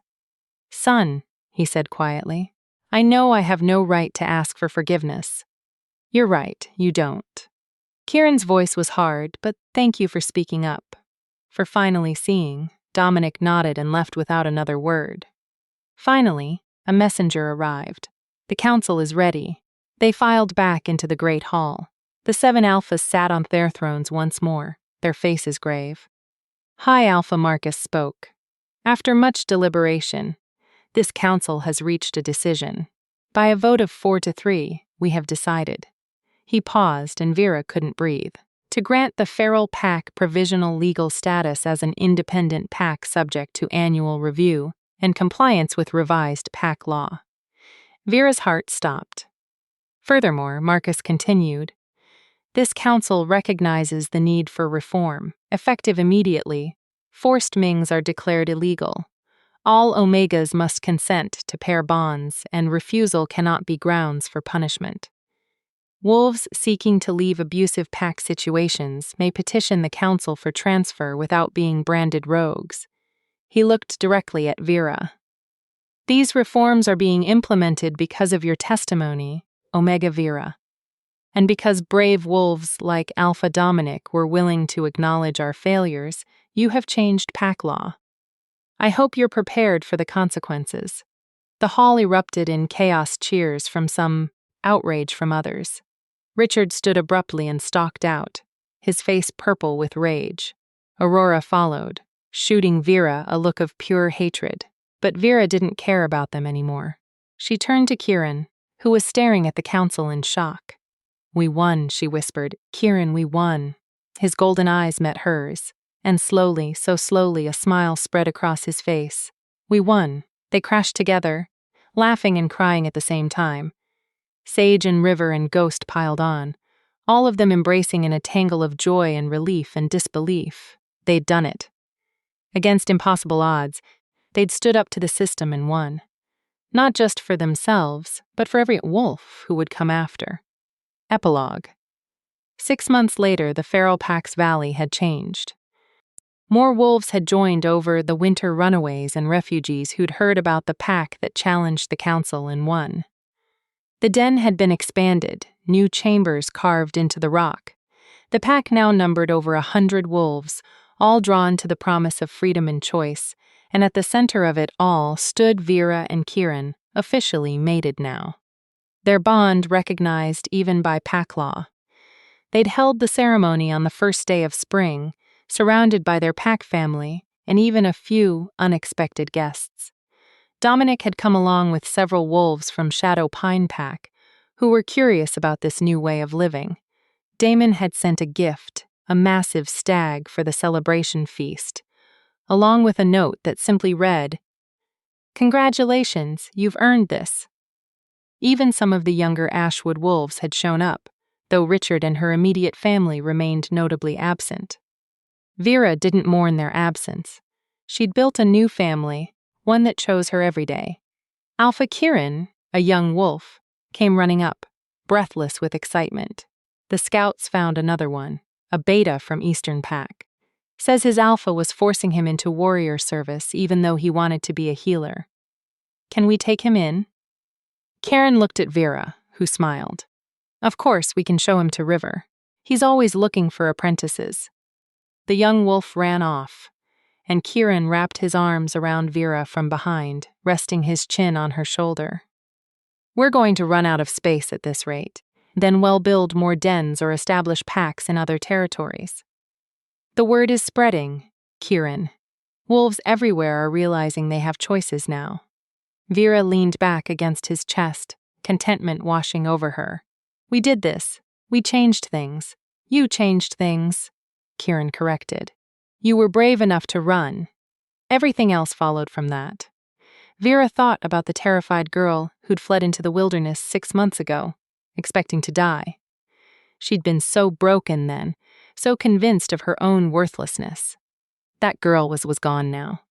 In her place stood an alpha's mate, a pack leader, a revolutionary who'd reshaped werewolf law.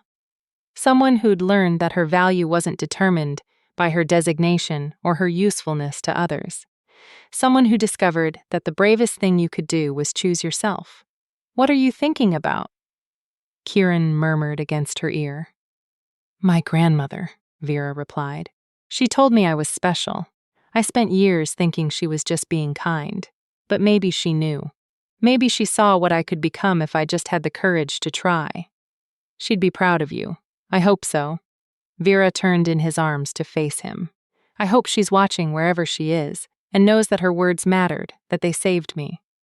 Kieran kissed her soft and sweet and full of promise. I love you, Vera, my fierce, brave, revolutionary mate.